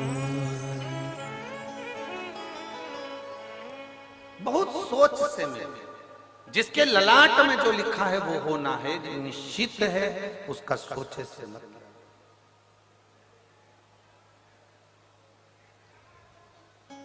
यहाँ जितनी माताएं बैठी हैं ना, अपने बेटे के लिए अच्छे से अच्छी बहू ढूंढने का प्रयास करती हैं, बेटी के लिए अच्छे से अच्छा दामाद ढूंढने का प्रयास करती हैं, जितनी बेटे। ऐसी कोई माता नहीं होगी जो रोज भगवान के मंदिर में जाके अपनी बहू के लिए छोरा नहीं मांगती होगी, पोता नहीं मांगती होगी। कोई नहीं कहता कि पोती दे दे, पर भगवान ने जो सोच कर रखा है वो देता है तुम्हारे सोचे से। वो कहते ना भोले बाबा अमर वरदान दे दो, भोले बाबा अमर वरदान दे दो। जैसी बेटी है दामाद दे दो, जैसी बेटी है वैसा दामाद दे दो। बेटी हमारी है राधा के जैसी, बेटी हमारी है राधा के जैसी, कान्हा के जैसा, कान्हा के जैसा दामाद दे दो। जैसी बेटी है वैसा दामाद दे दो। भोले बाबा अमर वरदान दे दो, जैसी बेटी है वैसा दामाद दे दो। बेटी हमारी है लक्ष्मी के जैसी, बेटी हमारी है लक्ष्मी के जैसी, नारायण जैसा दामाद दे दो। नारायण जैसा दामाद दे दो। जैसी बेटी है वैसा दामाद दे दो, जैसी बेटी है वैसा दामाद दे दो। भोले बाबा अमर वरदान दे दो, भोले बाबा सदा वरदान दे दो। जैसी बेटी है वैसी, बेटी हमारी है गोरा के जैसी, बेटी हमारी है गोरा के जैसी, आप जैसा ही हमको दामाद दे दो। आप जैसा ही हमको दामाद दे दो। जैसी बेटी है वैसा दामाद दे दो, जैसी बेटी है वैसा दामाद दे दो। भोले बाबा अमर वरदान दे दो, भोले बाबा अमर वरदान दे दो। जैसी बेटी है वैसा दामाद, जैसी बेटी है वैसा दामाद मेरा। और मान लो मिल भी गए, ए सिरसा वाली जीजियों, हरियो हरियाणा वाली मेरी जीजियों, मिल गए, कितनी आस, कितनी आस, और कितनी खुश होती हो अच्छा दामाद मिल जाए। बोलो बोलो, जम के बोलो, जम के बोलो जरा, खुश होती हो कि नहीं होती हो? ऐसा दामाद मिला, भगवान की कृपा है, पड़ोसन से जाके कि ये सब दामाद मिला, मेरी बेटी को रोज घुमाने ले जाता है। इतना बढ़िया दामाद मिला, मेरी बेटी के मुंह से निकला और उसने सामान मान के दिया। ऐसा दामाद मिला है, मेरी बेटी कुछ कहती हो तुरंत मान लेता है। ऐसा दामाद मिला है, मेरी बेटी को हर 2-4 महीने में मायके लेकर आता है। ऐसा दामाद मिला।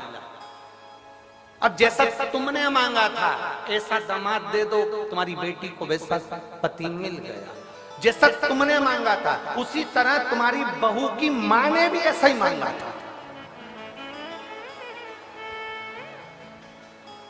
तुम्हारी बहू की मां ने भी ऐसे मांगा था, ऐसा बेटा देना, ऐसा बेटा देना। अब तुम्हारी बेटी का पति घुमाने ले जाए तो अच्छा, तुम्हारी बेटी का पति तुम्हारी बेटी को चाउमीन खिलाने ले जाए अच्छा, तुम्हारी बेटी का पति तुम्हारी बेटी को सोने के जेवर पहनाए तो अच्छा, तुम्हारी बेटी का पति उसको ले जाकर मायके घुमा कर लाए तो अच्छा। और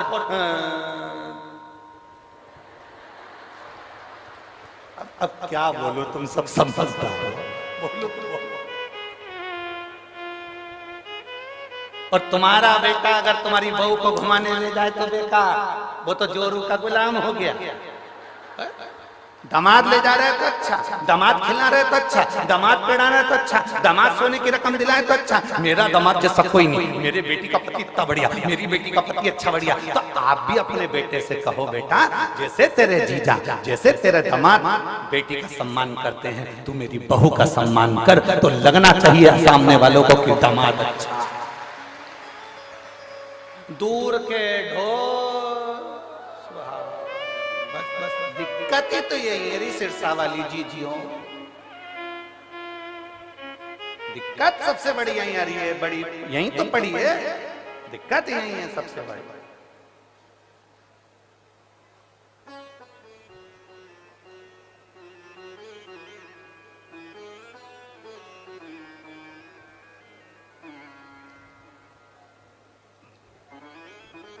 हमें दिक्कत है।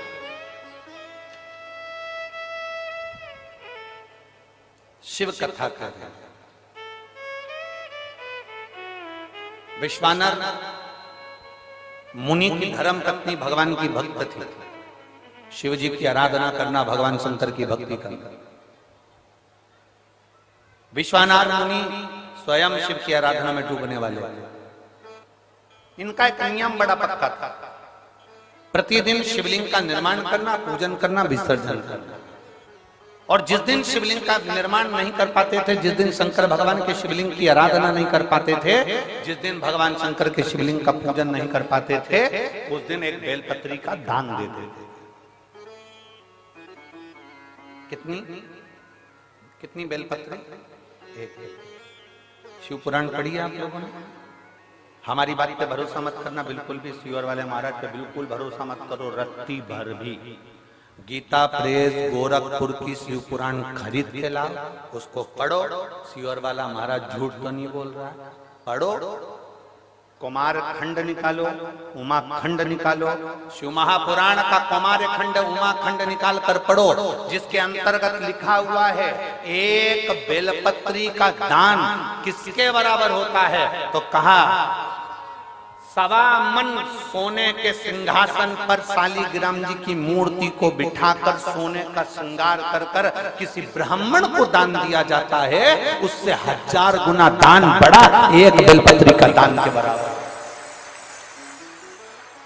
हम पर भरोसा मत करना, कहीं सीवर वाला महाराज झूठ तो नहीं बोल दिया, इसलिए शिव पुराण उठाकर पढ़ो। गीता प्रेस गोरखपुर की शिव पुराण को लाओ, पढ़ो और अध्ययन करो। अध्ययन करने पर तुम्हें मिलेगा कि शालिग्राम भगवान की शिला को सोने के सिंहासन पर बिठाकर, सोने और हीरे से सजाकर जो दान करने का पुण्य मिलता है, वो पुण्य पुण्य केवल एक बेलपत्री के दान से मिल जाता है, केवल एक बेलपत्री में वो बल होता है। और अच्छे से समझ लें, शंकर जी पे चढ़ी हुई बेलपत्र, मान लो तुम्हारे पास में बेलपत्र नहीं, मान लो तुम्हारे पास में बेलपत्र नहीं, अब तुम्हारे पास बेलपत्र नहीं है, शिव जी के मंदिर में गई हो, शंकर के शिवालय में गई हो, देवाधिदेव महादेव के शिवालय में पहुंची हो, शिवालय में शंकर के शिवलिंग पर जो बेलपत्र चढ़ी होती है, उस बेलपत्र को उठाकर पानी से धोकर वापिस चढ़ा देने का फल क्या होता है, वो भी शिव महापुराण में जरूर पढ़िए। तारा बाबा की कुटिया में कथा चल रही है और श्री गुरु शिव पुराण चल रही है, जरा ध्यान से सुनना इसको, बहुत सावधानी से। जितने बाहर के पंडालों में भक्त बैठे और जितने आस्था चैनल पर सुन रहे हैं, जितने फेसबुक यूट्यूब पर सुन रहे हैं, जितने रोड पर बैठकर कथा सुन रहे हैं, जहां जहां आवाज जा रही है, जहां बैठकर कथा सुन रहे हैं, बहुत सावधानी से कथा का स्मरण करिएगा। एक बेलपत्री का दान शालिग्राम भगवान के सोने के सिंहासन पर बैठकर दान करने के बराबर है। शंकर भगवान के शिवलिंग पर चढ़ी हुई बेलपत्र को धोकर वापिस शंकर भगवान के शिवलिंग पर चढ़ाने का जो पुण्य है, कहा भारत की भूमि पर 26,000 जो पवित्र नदियां बनी हैं, उन नदियों में आप स्नान कर कर आएंगे और चारों धामों का दर्शन, 12 ज्योतिर्लिंग का दर्शन, आप सारी सप्तपुरियों का दर्शन कर कर आएंगे। उसका जो पुण्य फल होगा, एक बेलपत्री को शंकर पर से उठाकर मिलाकर वापिस शंकर को चढ़ाने का ये फल हमें तुरंत प्राप्त हो जाता है। केवल एक बेलपत्री को उठाकर धोकर चढ़ा देंगे, ये फल प्राप्त हो।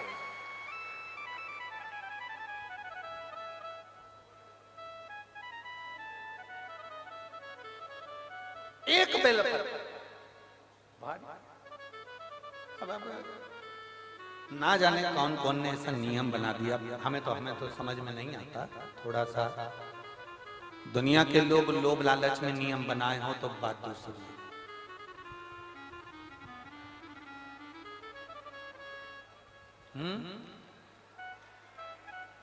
पीछे आवाज नहीं जा रही है, पीछे की आवाज खोलिए, पीछे की। वहां जाके बक्से के तारों चेक करिए कि आवाज क्यों नहीं पहुंच रही है। क्या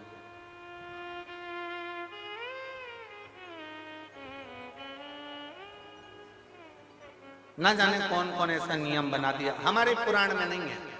फिर निवेदन करेंगे, बहुत सावधानी से सुनिएगा कथा। लोगों को थोड़ा बुरा लग सकता है हमारी कथा, तो वो तो लगता रहता है, उसमें स्मरण ना।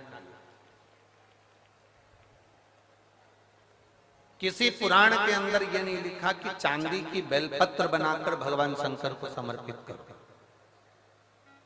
ठीक है, समझ में आ रही है ना बात?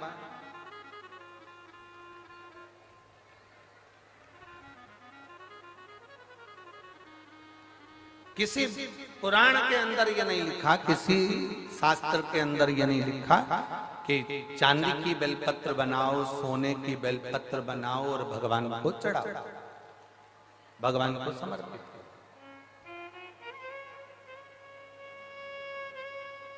ये हमारे यहां कहीं कहीं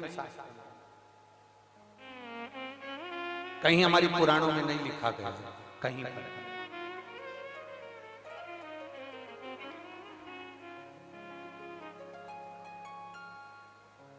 शंभु शरणे पड़ी मांगो घड़ी रे घड़ी, दुख काटो दया करी मैं दर्शन आपको।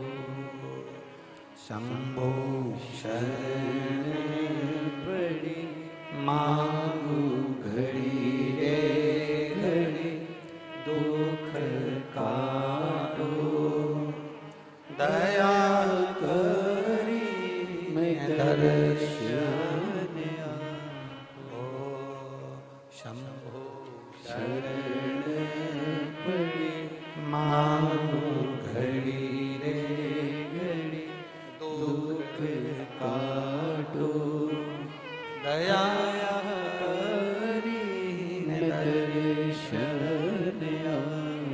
अब किसी ने एक नया नियम बनाया, चांदी की बेलपत्र शंकर जी को चढ़ाना, सोने की बेलपत्र शिव जी को चढ़ाना। ये हमारे शिव महापुराण के एक भी 24,000 श्लोक में से एक भी श्लोक में कहीं चांदी और सोने की बेलपत्र का प्रसंग नहीं है। किसी को जरूरत पड़ने लगी होगी चांदी की बेलपत्र की तो उसने चढ़वा दी होगी, किसी को सोने की बेलपत्र की जरूरत पड़ी होगी तो उसने चढ़ा दी। वो अपना प्रसंग अपनी जगह।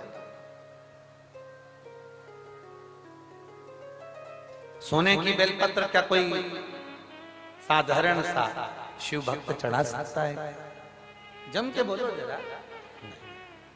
चांदी की बेलपत्र कोई साधारण सा शिव भक्त चढ़ा सकता है क्या? अगर चांदी और सोने की बेलपत्र का नियम आया है तो फिर तांबे पीतल की क्यों नहीं आया? एल्युमिनियम की क्यों नहीं आया? कपड़े की बेलपत्र का क्यों नहीं आया? कागज की बेलपत्र का नियम क्यों नहीं आया? आया तो सोने और चांदी की बेलपत्र का नियम आया। ये हमारे शास्त्र के हिसाब से, ये हमारे शिव पुराण के हिसाब से बिल्कुल नहीं। दूसरे को देखकर कभी मत विचार करना। कई लोग उज्जैन महाकाल का दर्शन करने जाते हैं, कई लोग ओमकारेश्वर का दर्शन करने जाते हैं, कई लोग विश्वनाथ जी का दर्शन करने जाते हैं, तो वहां डलिया मिलती है फूल पत्ती की, तो उसमें एक चांदी की बेलपत्र भी रख देते हैं कि ये चांदी की बेलपत्र वो चढ़ाएंगे और आपको दे देंगे, तो आप वो चांदी की बेलपत्र ले जाके अपनी अपनी तिजोरी में, अलमारी में, अपने अपने घर में रख लेना ना।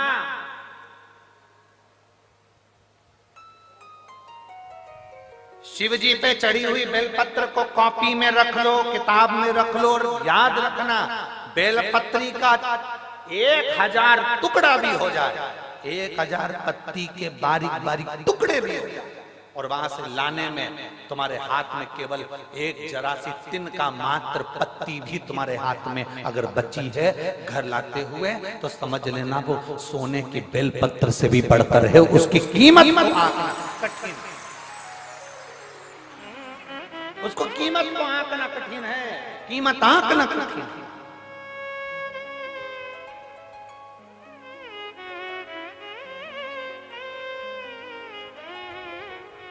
एक बेलपत्री की कीमत को कौन आंक सकता है बाबा?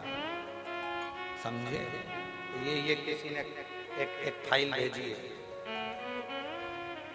जिसमें इस व्यक्ति को जो बीमारी हुई है वो लाखों में किसी एक को होती है, जिसके अंदर उसके शरीर की नसें चौक होती चली जाती है, शरीर काम करना बंद कर देता है, आखिरी में वो व्यक्ति का पूरा शरीर, जिभ्या, कान, गला लुप्त होकर पड़ जाता है, हाथ पैर सब ढीले पड़ जाते हैं, शरीर पूरा काम करना बंद कर देता है। उस शरीर में कोई ऊर्जा नहीं रहती, केवल प्राण चलते हैं, और भगवान से लोग प्रार्थना करते हैं कि तो प्राण छूट जाए तो अच्छा। इतना बड़ा शरीर उठाकर कौन कहां लेकर जाए? जो हिल नहीं सकता, जा नहीं सकता, एक बीमारी जिसको डिस्टेमिया कहते हैं, ऐसी बीमारी इस व्यक्ति को हो गई थी, जिसने पूरी डॉक्टर की रिपोर्टें और पूरे चीजें लगाई है उस व्यक्ति ने, और अपनी पूरी, पहले आप फोटो देखिए उस व्यक्ति का जो पड़ा हुआ है, जो एलईडी वाले हैं वो एलईडी पर दिखाएंगे, आस्था चैनल वाले आस्था चैनल पर दिखाएंगे। जिस व्यक्ति का शरीर, हाथ, पैर, गर्दन कुछ भी काम नहीं करता था, केवल पड़ा रहता, उसका कोई शरीर काम नहीं करता, कोई शरीर उसका कार्य नहीं करता। अब उसके पत्र पर अपन ध्यान देंगे।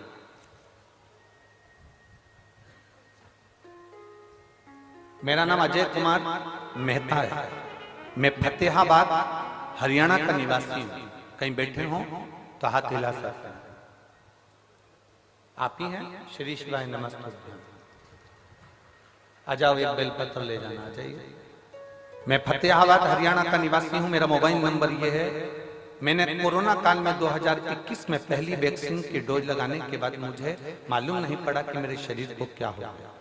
समय आया, मेरे शरीर ने काम करना बंद कर दिया और मेरा शरीर पूरी तरह से शिथिल हो गया। गर्दन ठहर नहीं पाती थी, हाथ गिर जाता था, पांव उठ नहीं पाता था, शरीर पूरा ऐसा ही पलंग पर पड़ा रहता था। हमने गुड़गांव मेदांता में दिखाया, वहां दिखाने के बाद मालूम पड़ा कि मुझे बीमारी हो गई है। ये बीमारी लाखों लोगों में एक को होती है, जिसका इलाज पूरे विदेश में भी नहीं है। किसी पेशेंट को कभी अच्छा होता हुआ इस बीमारी के अंतर्गत नहीं देखा गया। लगभग इस बीमारी में एक इंजेक्शन लगता है, पर वो भी मुझे लॉक नहीं कर रहा था। बार बार हम डॉक्टर को दिखाने गए, हमने विदेश तक में जाकर इसकी जांच कराई, पर इसका कोई हल नहीं निकला। ये बीमारी जैसी की जैसे थी, एक इंजेक्शन लगवाते थोड़ा सा आराम मिलता, फिर वैसे ही हो जाते। गर्दन ठेरती नहीं, हाथ ठेरता नहीं, पांव ठेरता नहीं। इलाज करते करते थक गए। तब मेरी धर्मपत्नी और उसकी मित्र निधि खन्ना ने उसको आपके बारे में कथा का वर्णन किया। तब मेरी पत्नी ने कथा को सुनना प्रारंभ करा और शिव महापुराण की कथा आस्था चैनल पर सुनी। आप कहते हो आसन लगाकर कथा सुनने का फल क्या होता है, मैं बताता हूं। जिस पांव और हाथ से मैं काम नहीं कर पाता था, जिस गर्दन को मैं उठा नहीं सकता था, आज बाबा की कृपा से मुझे ठीक होने में केवल शिव की कृपा थी। डॉक्टरों ने कह दिया था इस बीमारी का कोई हल नहीं है, कोई इलाज नहीं है। हम कई बार विदेशों पर गए, पर कोई हल नहीं निकला। तब आखिरी में पशुपतिनाथ का व्रत शिव जी पे चढ़ाया गया। एक लोटा जल और एक बेलपत्र ने ऐसा कमाल करा कि डॉक्टर को जब फोन लगाते थे तो डॉक्टर सोचते थे कि ये इंजेक्शन लगवाने आएगा। हमने दूसरी बार डॉक्टर को फोन लगाकर कहा, डॉक्टर साहब ने पूछा क्या हुआ, तबीयत ज्यादा तो नहीं हो गई? तो हमने कहा अब हम पूरी तरह से ठीक हो गए हैं। कैसे? आश्चर्य की बात है, डॉक्टर भी आश्चर्य में था विदेश का, जिसने कहा कि ये हो ही नहीं सकता, ये बीमारी कभी ठीक नहीं हो सकती। तो डॉक्टर भी आश्चर्य में पड़ गया जब हम चलने फिरने लगे और अपनी गर्दन भी ठेरने लगी। हम बाबा की कृपा से ठीक हैं, हमारा फोटो भी लगा रहे हैं और हम कथा के मंडप में भी आए। आइए, श्री शिवाय नमस्ते।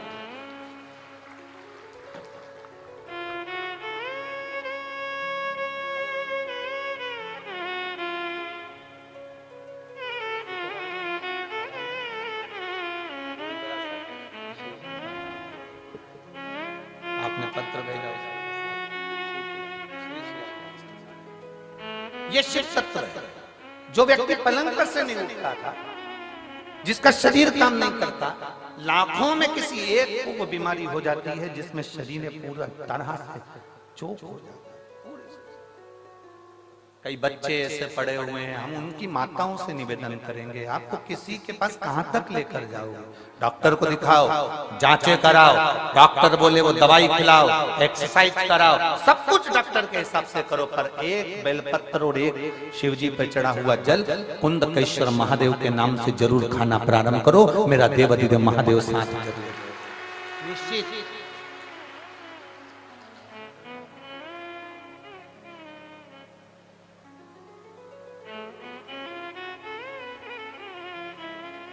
और तेरी कृपा बिना न हिले एक भी अणु, लेते हैं श्वास तेरी कृपा से तनु तनु। हे गंगाधार मुक्ति द्वार ओमकार तू, भोले ओमकार तू, आयो शरण तिहारी शंभु तार तार तू। बखान क्या करूं मैं राखों के ढेर का, चपटी भभूत में खजाना कुबेर का। हे गंगाधार मुक्ति द्वार ओमकार तू, भोले ओमकार तू, आयो शरण तिहारी शंभु तार तार। शिव है सोने की बेलपत्री जो काम नहीं करती, चांदी की बेलपत्री जो काम नहीं करती, हीरे पन्ने की बेलपत्री जो काम नहीं करती, वो एक वृक्ष पर से तोड़ी हुई बेलपत्र वो काम करती। ब्रह्म में मत पड़ना, भ्रमित मत होना। चांदी की बेलपत्र चढ़ाकर कोई तुम्हें दे भी दे और कहे कि ये लो बेलपत्र, ये हमने चांदी की दी है, उसको कहते ना ये चांदी की बेलपत्र तुम्हारे पास रखो, हमें तो शंकर जी पे चढ़ी हुई एक सादी सी बेलपत्र दे दो जो दुनिया की औषधि है। बहुत बहुत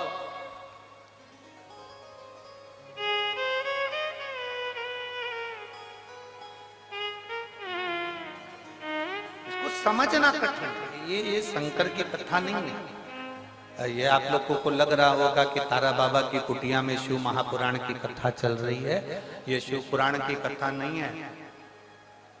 ये तारा बाबा जी ने 7 दिन संपूर्ण विश्ववासियों के लिए एक शिविर लगाया है। जो आ गया वो अपने जीवन की सारी खुशियां बटोर कर तारा बाबा की कुटिया से ले गए। शिविर आप धारण करो उसको, आप समझो क्यों उसका स्मरण इतना प्रबल है, क्यों शंकर की कथा का रसतत्व इतना प्रबल होता है, क्यों शिव भक्ति का रसतत्व इतना प्रबल होता है।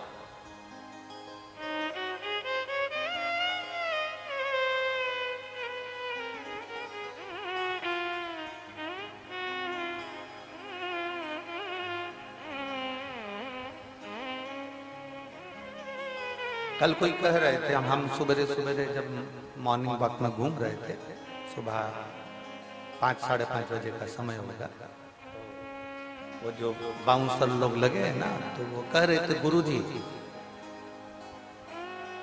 हम यहाँ हमेशा सेवा में आते हैं, पर एक बात आज तक समझ में नहीं आई, इतना सारा कथा हुआ पर ये कथा में ये इतने सारे आ कहां से गए, ये समझ में नहीं।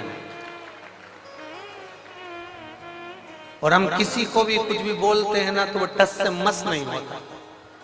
पहले जितनी कथा होती थी ना, सब में समझदार लोग आते थे, तो हमने कहा राम कथा में राम जी जैसे आए हैं, कृष्ण कथा में कृष्ण जैसे आए हैं, शंकर जी के तो सब ऐसे ही मिलेंगे।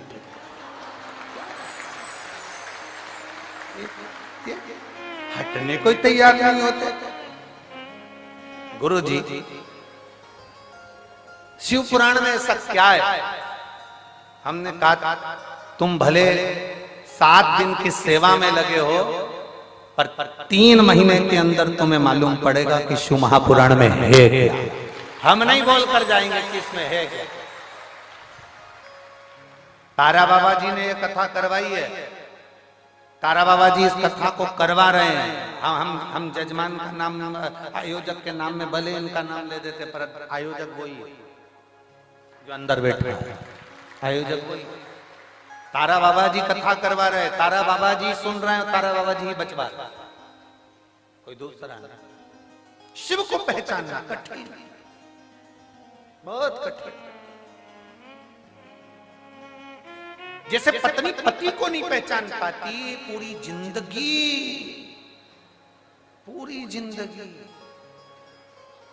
नहीं पहचान पाती। एक पति पत्नी गार्डन में घूम रहे थे, गार्डन में घूमते घूमते सामने से कुत्ता आ गया। कुत्ता पति पत्नी की ओर बढ़ रहा था, पति को डर लगा, पत्नी ने पति का हाथ जम के पकड़ लिया, ये कुत्ता मुझे खा जाएगा। कुत्ता और पास में आया, पत्नी और घबराई, पति को लगा ये कुत्ता मेरी पत्नी को ना काट खा, कुत्ता मुझे काट खाएगा चल जाएगा, पर पत्नी को ना काटे, क्योंकि पत्नी को काटा तो कल बच्चों का टिफिन कौन बनाएगा, बच्चों को स्कूल कौन पहुंचाएगा। कुत्ता मुझे काट खाए पर पत्नी को ना काटे। कुत्ता और आगे बढ़ा, पति घबरा गया, पति घबराया, कहीं कुत्ता मेरी पत्नी को ना काट ले, तो पति ने तुरंत पत्नी को अपनी गोदी में उठा लिया। तुरंत पत्नी को गोदी में उठाया, कुत्ता भाग गया। कुत्ता भागा, इसने पत्नी को नीचे उतारा, पत्नी चिल्ला के दौड़ी, तुम्हारे जैसा बेवकूफ आदमी कहीं नहीं देखा। दुनिया के लोग कुत्ते को भगाने के लिए पत्थर उठाते, तुमने मुझे उठा लिया। कौन समझाए तो समझाए कौन? अरे ओ बावरी, उसने तेरे को इसलिए उठाया था कि तुझे ना काटे, पर तुझे लगा कि वो मार देंगे। समझ लो, कोई नहीं। सबसे कठिन काम है, बहुत कठिन, कुछ नहीं हो सकता, कठिन।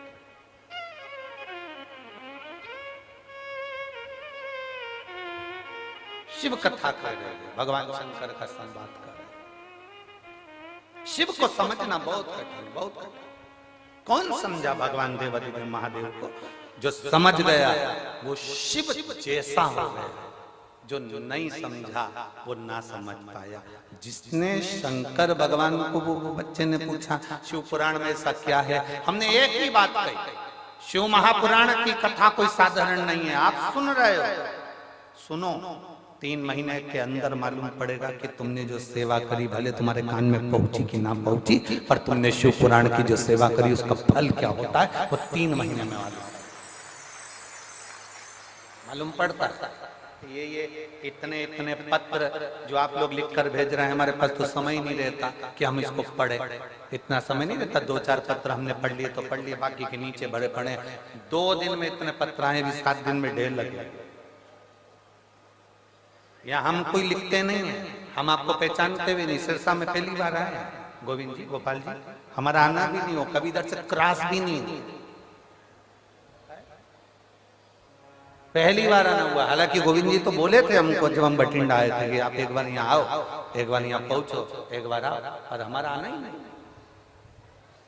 बहुत कठिन, जब तक भोले बाबा बुलाता नहीं तो हम जाते भी नहीं।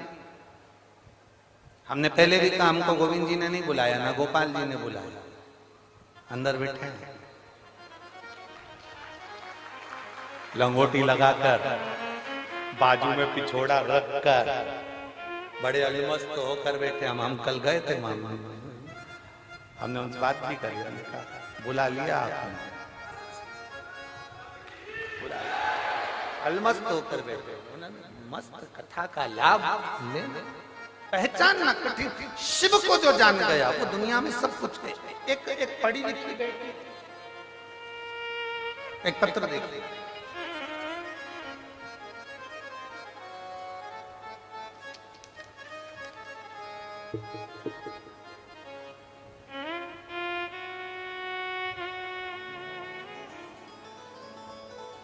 मेरा नाम कौशल्या और मेरे पति का नाम महेंद्र कुमार है। गांव केलनिया, केलनिया, ठीक बोला है? हाँ, तुम समझ जाना, ठीक है, बाकी के तो जाने दो। आप ही हैं? हाथ हिला दो एक बार। श्री शिवाय नमस्ते। गांव केलनिया, सिरसा की रहने वाली हूँ गुरुजी। मेरे बाबा महादेव की कृपा में 14 साल से हरियाणा पुलिस में सरकारी नौकरी कर रही हूँ। हरियाणा पुलिस में मैं 14 साल से सरकारी नौकरी कर रही हूँ गुरुदेव। हंसी खुशी की जिंदगी जी रही थी। एक दिन अचानक 19 दिसंबर 2022 को मेरे पति महेंद्र कुमार का एक्सीडेंट हो गया और सर में इतनी ज्यादा चोट पहुंच गई कि डॉक्टर ने हाथ में केस लेने को मना कर दिया। बहुत मुश्किल था, डॉक्टर के हिसाब से ये जा चुके थे, ऐसा उन्होंने बोल दिया।